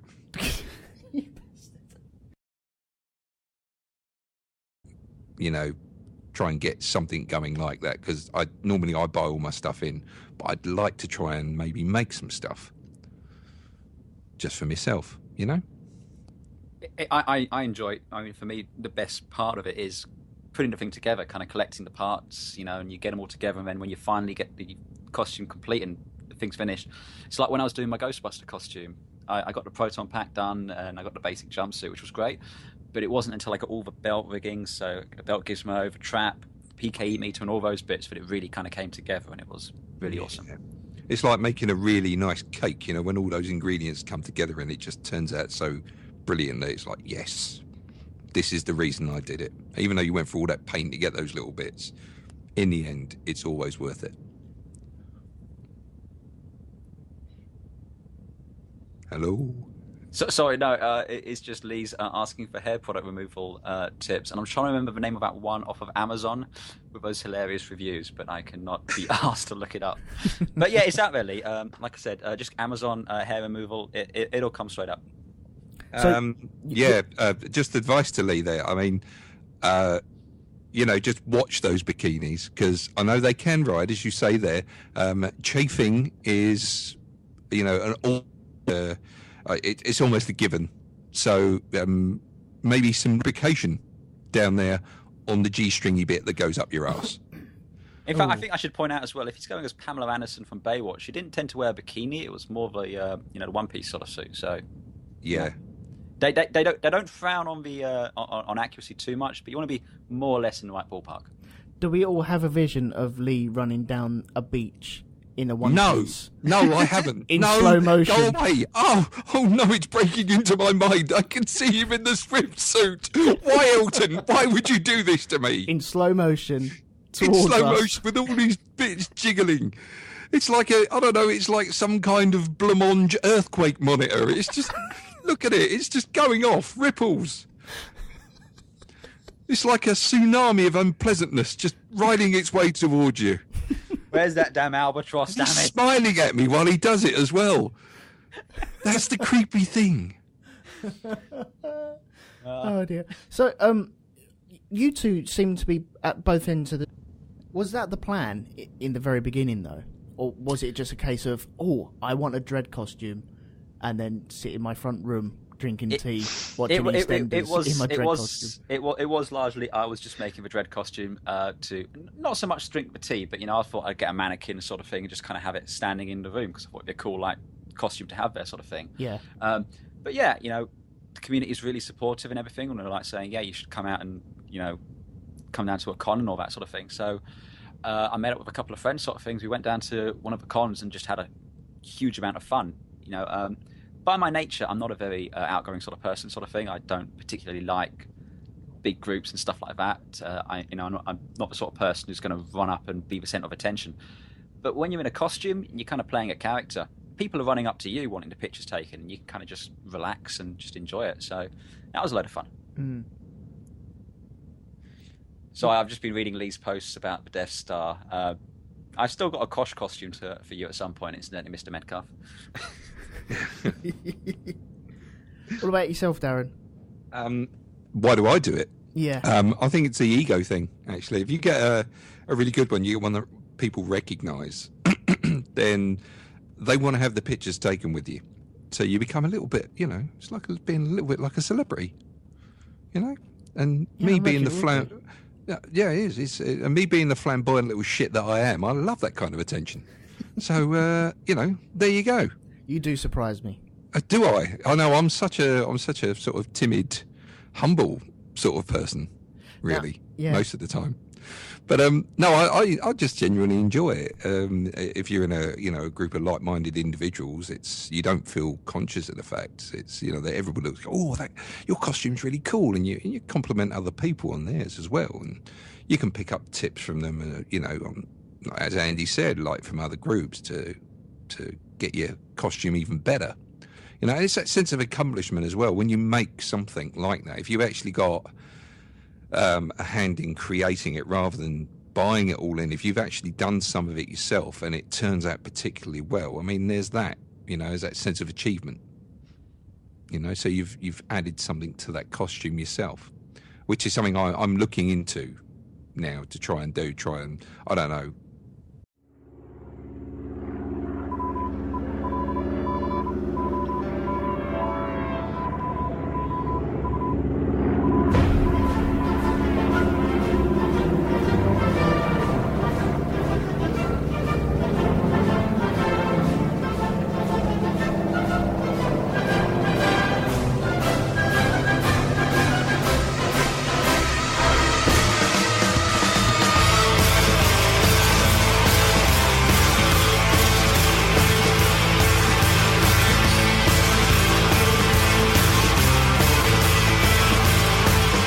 Hello everyone, welcome to Shonky Lab. I'm Elton McManus, and this week I am joined with Andy Palastides. Hello. And Darren Barnard. Hello. And we are here to talk about cosplay. Now, I've got two very famous cosplay players with me today. I am famously not a cosplay person whatsoever. I don't do dressing up, guys. That's not what Amanda said. I don't dress up. Yeah, we've seen the pictures, mate. In the pictures, I actually was hiding in the wardrobe at the time. It was quite embarrassing. I went in there looking for something, and they came in, got amorous. I'm hiding in the cupboard there, and it's like, get me out. Wait, you were in the wardrobe too? But so was I. Where else were you? Oh, I thought that was just a broom handle digging me in the back. Well, that explains a lot then. Okay, it certainly does. Okay, sorry, carry on. Yeah, anyway. Thought there was a man with a baguette in there. I just thought we had a lot of very heavy fur coats in there, but there you go. No, that's just my big naked hairy chest. But there you go. Anyway, yes. So right. Cosplay. So you guys like doing cosplay? Am I right? We Yes. certainly do. Okay, so, how the hell did you get into it? Or how the hell did you find it? Or, at what point did you find it? Are you asking at what point did I stop being a well-balanced, reasonable member of society and start dressing up? No, that's a reasonable question, I suppose. Well, for me, it was when I decided to make a film, which, is definitely something no sane person in their right mind should bloody well try. But because I did a zombie film, at a science fiction convention, and had a lot of people dressing up, they kind of talked me into it. So I'm blaming all of them. Oh, okay. What sort of age was that then? It was only a few years ago. I was going to say, what day is it now? I'm not counting down the days, hours, minutes, or anything like that. No, I mean, what was it, 2012? So that was 3 years ago. So I was 30. Hey. Oh, okay. That's when you popped your cosplay cherry. It was when it was roughly taken from behind. Yes. And Darren, when did you discover it? When did I discover it? Yeah. I suppose it was when I first started doing sci-fi conventions, which was way back in the 90s. My cosplays were very subtle cosplays. The first cosplay I ever did was a Psychop from Babylon 5, and basically all they are is a Mandarin-style black suit, completely all in black, leather gloves, and like a metal badge. And you just take the badge off, and you're ready to go out to the local nightclub. That's it. You can just change immediately just by removing that badge. Oh, that's nice and easy. That's Exactly, kind isn't of it? cheating, though. Isn't that like going to a fancy dress party dressed as James Bond? Well, you'd think that, but to tell the truth, even when I turned up at one of the conventions, even without putting the badge on, everybody knew who I was. It was actually quite a nice little entrance as well. They see me turn up.